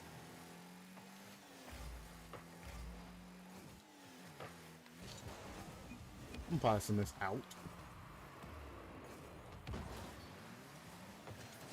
No. He made it. Good enough. Oh. You should have turned for that. You seen he stole my boost. You seen that. I'm going back. This is too chaotic. Nobody's sticking to any type of rotation or positioning. This is chaotic as fuck. Why challenge that? You're just giving us free control. Don't on your left or on your anything. You're in fucking no man's land. Shut the fuck up. Nobody wants to hear that shit from no man's land. Because when he does pass it left and you don't go for it, now we're all out. Let that go.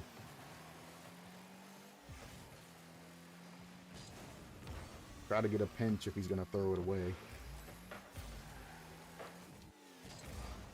He should turn on that, pass it crossed. Never mind, I guess I'm going all the way over to the other side. Shut the fuck up with the on your lefts. You're not on his left. You're on his left, you'd be there where he could fucking see you and you wouldn't have to say that shit. Thanks for blocking me and basically giving them a chance of a free shot on our net. Hate this teammate. In the way. Why are you turning when I have a straight on fucking touch?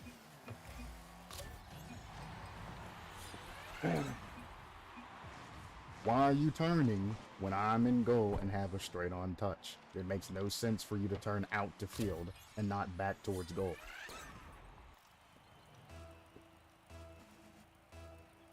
It's fucking ranked, people. Get your fucking head straight. Go for it. Oh! Yep, time. At least you said, oh, Time to get off. at least you warned me. At least you warned me by saying something. I'm not even mad at you whiffing that. I'm not even mad. You said, oh, which let me know that I need to get back and get ready for some shit. 40 seconds, we got this, no big deal.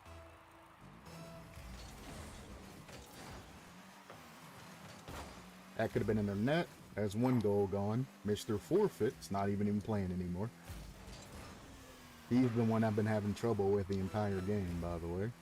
Mind you. So fucking slow, brother. That's in. That's in.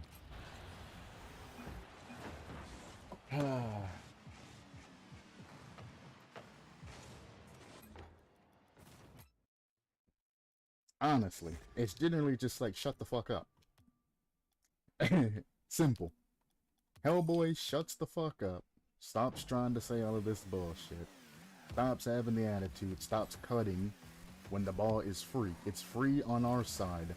Right here in front of fucking net. I go for that shit and here he is turning from corner. Taking it from me. You rotate back and you give me the full field of ball control instead of turning in and then booping the ball across fucking field. Some fucking dumb shit.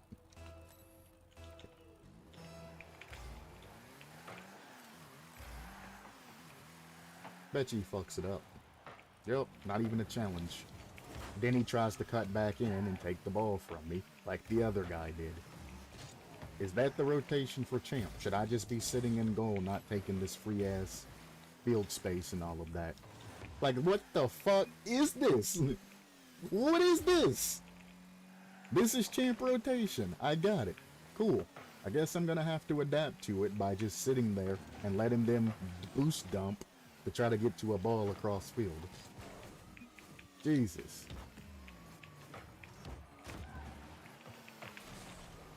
Oh, okay. You need to head back. You need to head back.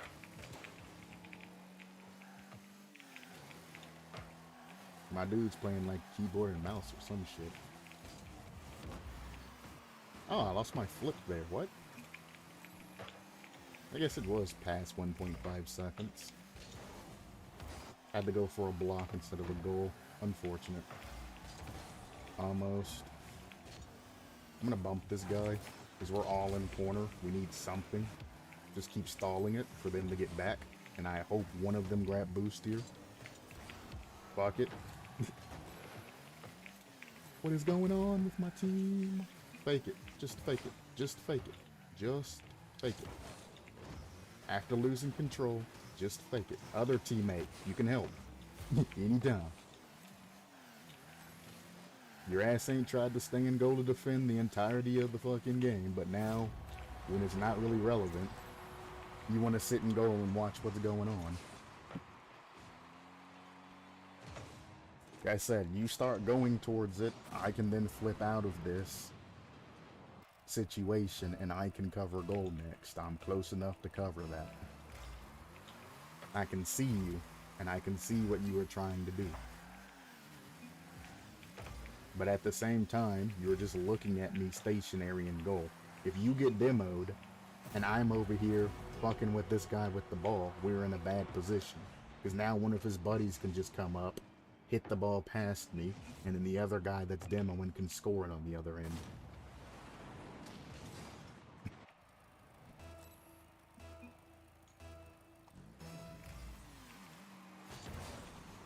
You talking to somebody on console? Oh. Okay. I don't even know where the fuck he came from, but thanks for bumping me up the wall.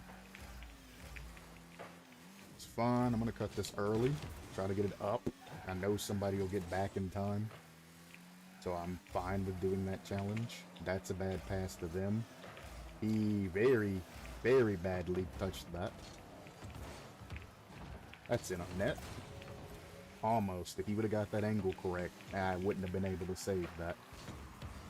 Keep this up and pressured. Our goalie should not be going for that. Nobody has boost and can get back if they would have saved that and put it on net. Nobody got boost there. I'm going to chill here. There's no pressure on our goal.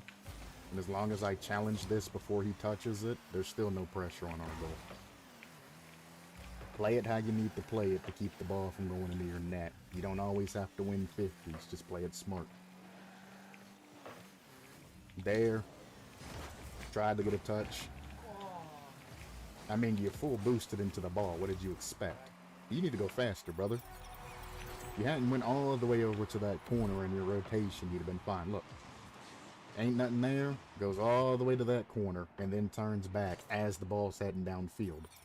Grab boost pads and head your ass back and defend that shit. Quit being fucking stupid and going from big boost to big boost. You're showing how bad you fucking are and how trash you are by doing that shit. I can't pass it to anybody because this dumbass is in front of me, jumping. So that's just basically a throwaway. I didn't have boost to make a full play. Here, what are you doing, Bash? I'm gonna try to be fast here and meet this on the other end. Oh, he nicked me very slightly. Both of them are up. And he just leaves it. And then he shoots it. Yikes.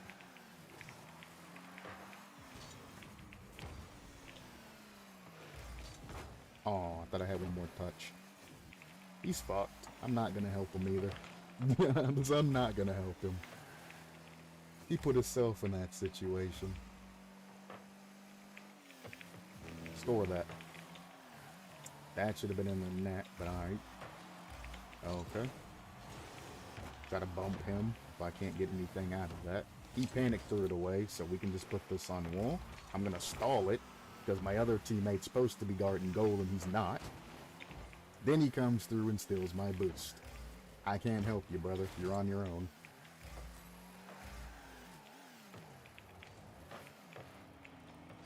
And I have to play that way, basically bullying my teammates because our back man is up and not covering what he's supposed to be covering. I have to be a bully there to him, or they score that.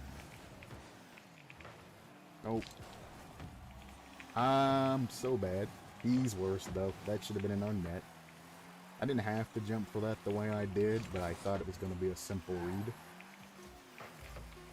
Careful. We wait. There's no point in me going after this. It's done. Guess I'll play one more because we won. We'll play till we lose. 2 in this case. Not the greatest teammates in the world. Motherfucker wants to sit in no man's land. No man's land is like the fucking goal to champs. Honestly. No man's land is champ. Goal.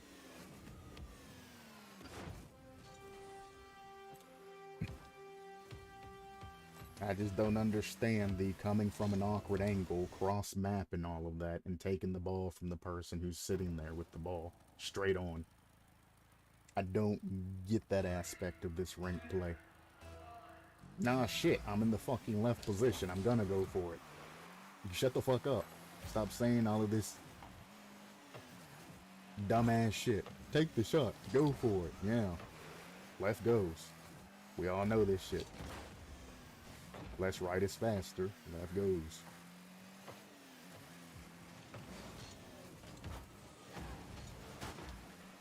They're bumped.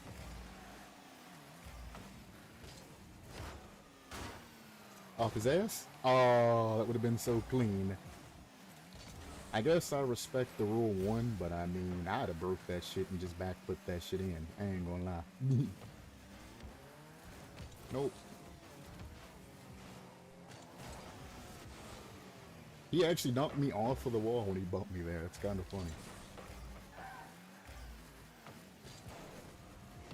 Tried to bump him from underneath so I didn't touch the ball there. Cool.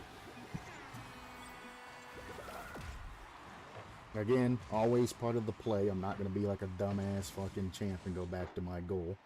Because he's going to make a shot that's headed towards me. I need to stay up and cover that shit. Not go steal their corner boost and head backwards.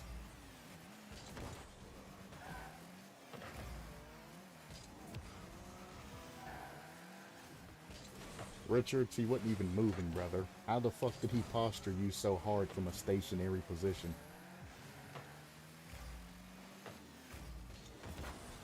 He ain't paying attention.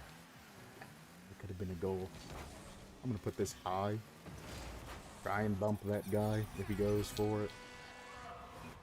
I don't know how the fuck somebody fakes you when they're literally not moving. He didn't move at all, and my teammate's like, nah, I'm gonna fake back the goal instead. I'm like, how? He's not moving. You ain't gotta take the bait, but I mean, you should still pressure his ass. Damn. Oh, nice shot. Opportunity. Opportunity. Opportunity.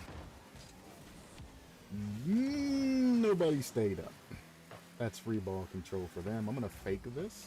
Try to get a bump on him so we don't get demoed. But he's solo playing that. Please don't bump me. I'm trying to cover my teammate.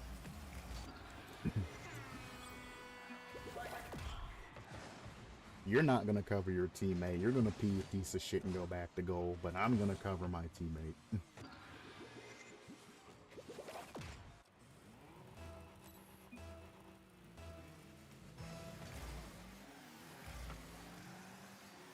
Again, why cut me off there and keep me from challenging that like I need to? It's the fucking dumbest shit I think I see champs do. He couldn't even score it! What happened to you? Why just sit there? Look how slow this is going after this touch.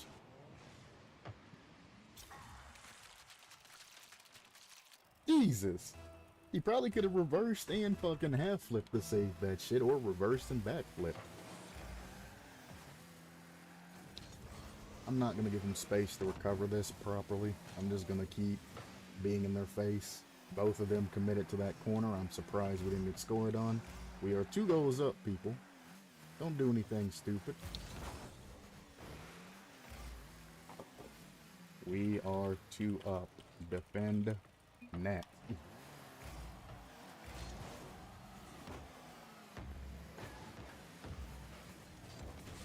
That's not defending net. That's opposing passive death.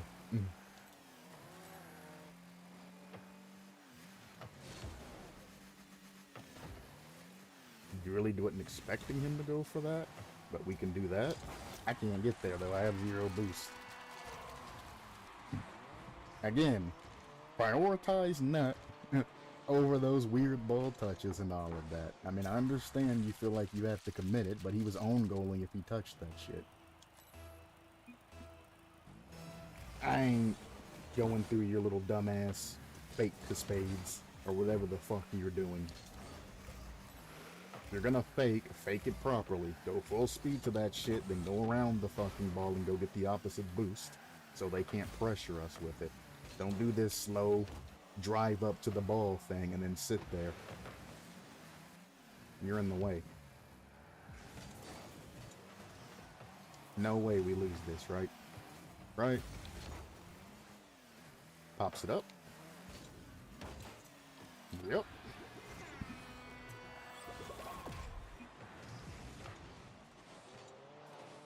Boink. Nothing he can do. He didn't even think about what he was going to do after that. Because he popped it up off of a turn, so he was mispositioned.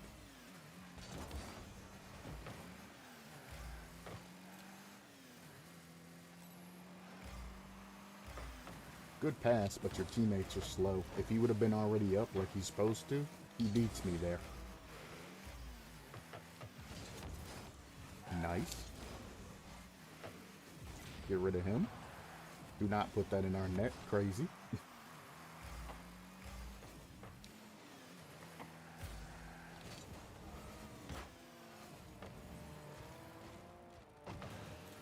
That's fine. Take the shot. He ain't got control. Why would you go for the boost instead of that ball touch there? You can get the boost afterwards, brother. That's fine. I'm not going to send that back. We're going to catch it on the other end. One, it wastes time. Well, there's that.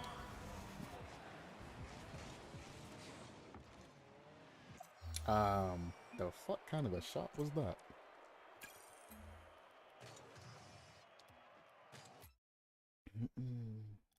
Where are we at now in rank? We're at 130.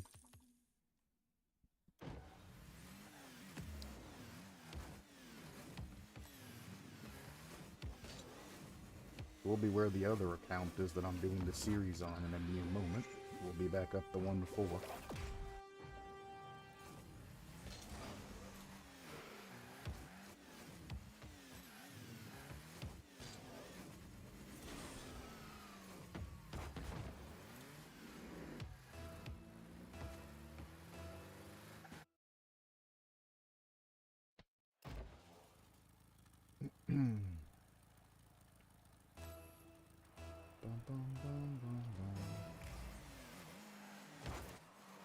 Oh, we should probably take advantage of this early lead that we have while we have the chance to. Go for a demo, a bump, anything, brother.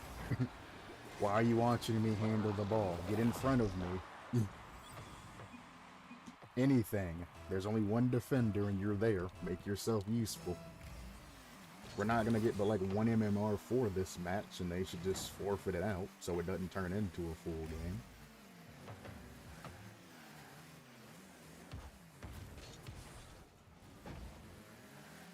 Why flip back from that? Challenge, motherfucker! Jam! I understand they only got 2 defenders, but goddamn. You playing this shit like it's fucking chaos. Or ones or some shit. Like, Jesus.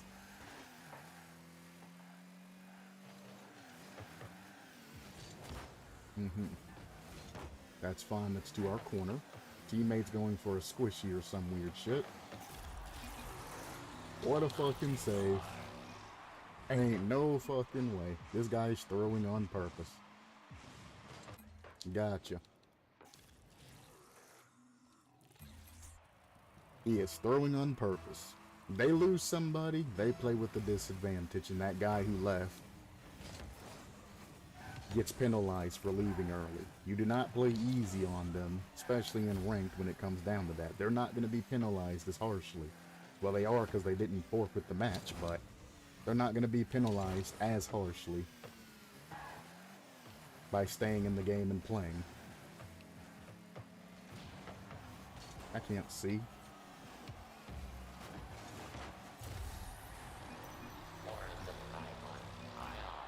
Did he go for a squishy there? Is that what I seen he did? He went from like a corner squishy. They need to play a lot tighter only having 2 people and stop going for touches like that. That's not going to work for you. Like this. He should fake off of that and let his buddy grab it. His buddy should have stayed up instead of going back, because now I know that I have space and I don't need to be, like, quickly challenging. I mean, thanks for throwing and not just taking that around and scoring on them. Cool. Thanks for the fucking bumps. Alright, this guy is literally trying to help them out, low-key. The Kurizu. He is low-key trying to help them out. There he goes, bumping me again. You see what I'm saying? He's trying to help them out. You ain't got time for that shit. Again, why go for that and try to block my shot when he could be going for a bumper demo there, easy in?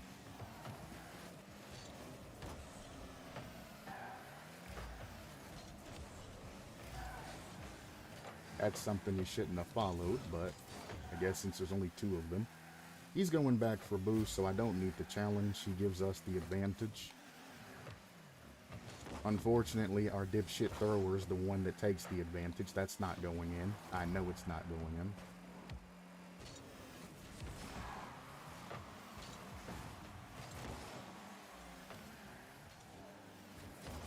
That's nasty.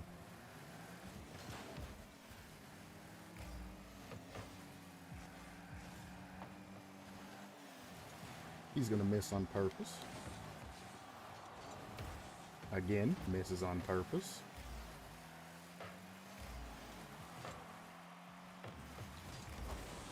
Ooh, that's a nice touch. It's probably in our net because he's gonna accidentally miss it in parentheses and let them score an easy shot.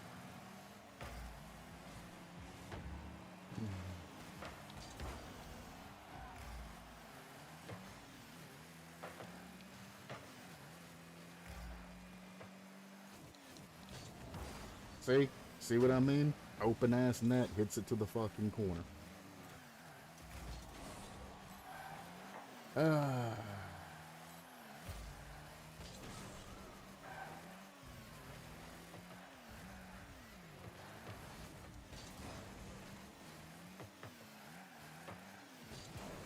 He's already up. He's gonna interrupt this touch.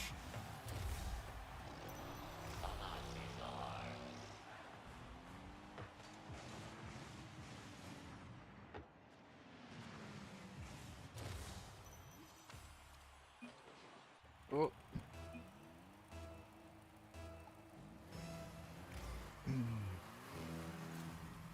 I'm gonna defend this out because it should be fairly easy to defend a minute and keep it away from my other teammate. That's fine. He's hitting it up, not towards our goal. Again, don't trust Kurizu. Don't trust his ass.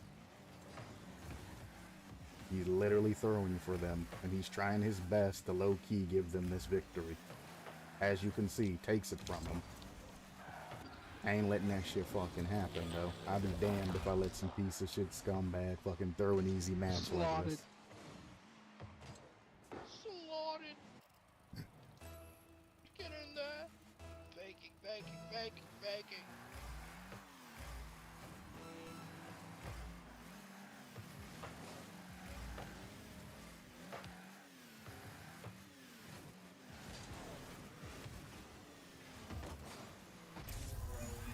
Great pass.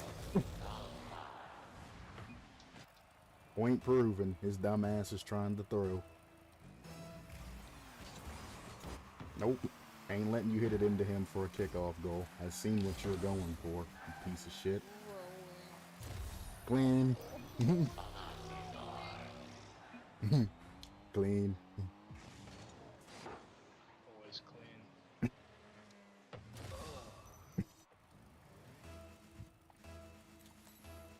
You try your best to throw. We ain't gonna let you fucking do that shit.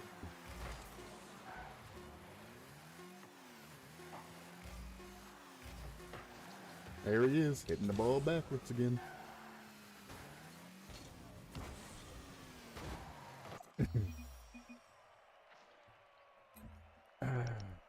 Better luck next time, Mr. Kurizu. Better luck next time. I'm not gonna go back in the rank because something tells me I'm gonna cycle his bitch ass again. We'll just play like drop shot or something. And then we'll end stream. When you got a shitter like that in queue, you don't want to play rank. more than likely, Rocket League's gonna say, oh, you want a match with this person? Here you go. Here they are again. And then they're gonna be a fucking scumbag and throw the next match. I'm good on that.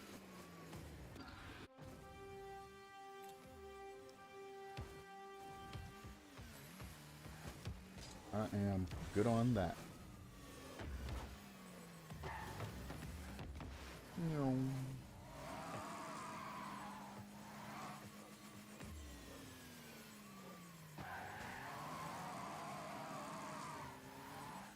Sorry, I had to check something.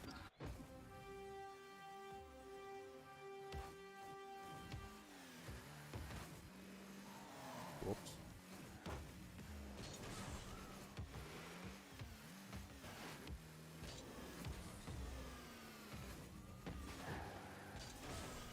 Doink. Doink.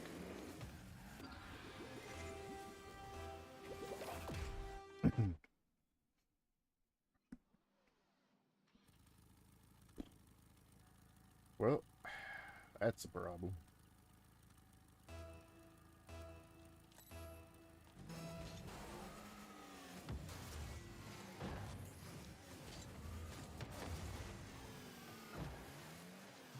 I knew he was jumping low for that too, so it doesn't make sense for me to fake that low.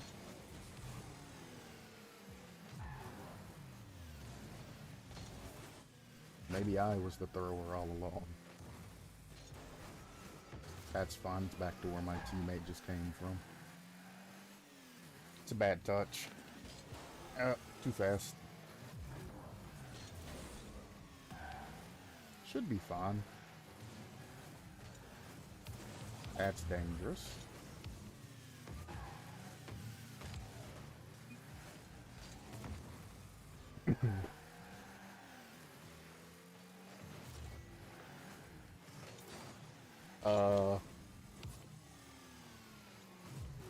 Really had me questioning how I was supposed to play that properly.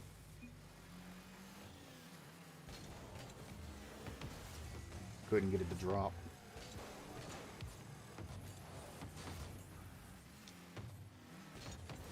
He almost gave us another one.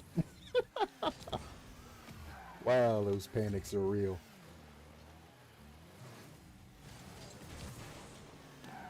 That's not bad. I tried to catch it, but I think my teammate might have accidentally booped it. Why did I think I had my flip there? What is wrong with me? That guy said, now you know that's when it's time to get off, when you're doing shit like that. Still in front of you. Go for it. That's bad. Score that. He went up the wall when it was nowhere near the wall. I see the reliability of that teammate now.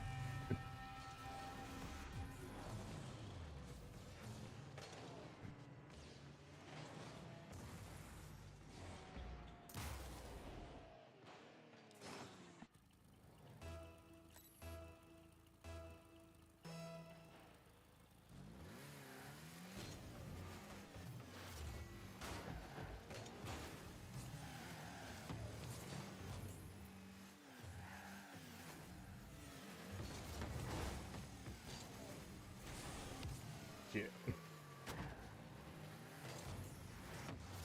Oh, we didn't aim for it. I think my clear would have been better there, but I guess that's fine. Oh, he fucking pussy hit that shit and didn't challenge me directly for my goal. Interesting.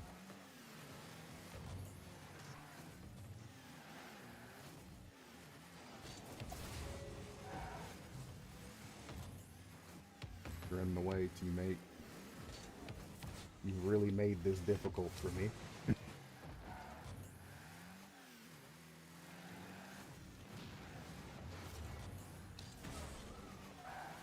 Ooh, that's an unfortunate spawn.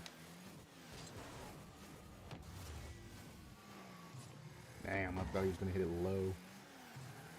But I mean, hitting it low would be the smart thing, right? Glad I faked that. That would have been real bad. Try to read that. That's bad. Can you read those? You can't read those. I thought I caught that on the edge of my car, but apparently that hit the fucking ground. Never mind, my teammate knocked it off the edge of my car down. Gotcha.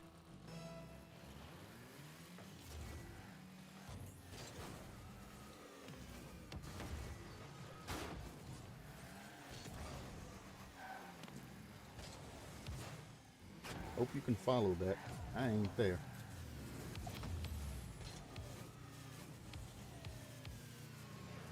I ran out of boost. I'm like, oh, I regret taking it out that way now. More. Nice. Cut that just in case he challenges early.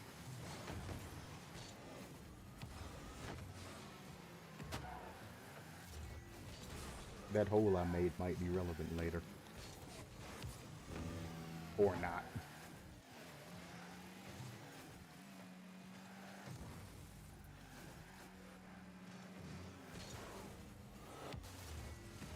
I slowed that down specifically for you because I was gonna blast it. Yikes. Eee, double yikes.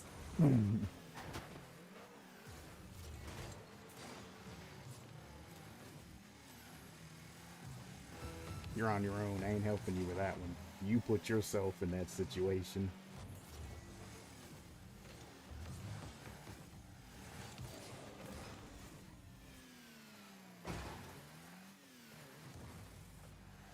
I mean, yeah, they did give him room to just dunk that shit, didn't they? He misses it. I can still save it. Good thing he didn't miss it, though. Close. Let it land, dumbass. Push this to the side. Maybe it goes in. Maybe it don't. It's a risk I'm willing to take. Almost made it. That's in our net. He somehow fucked that up.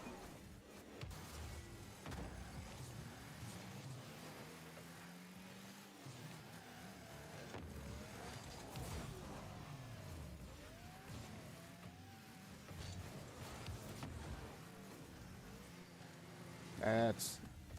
yeah. Stop that. Please. No! I couldn't get there in time for the touch, man.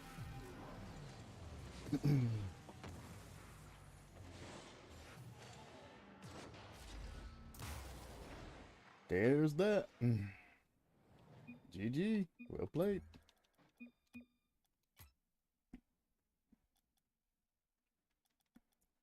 Can't win them all. Oh, it's the tutorials. That's in stream.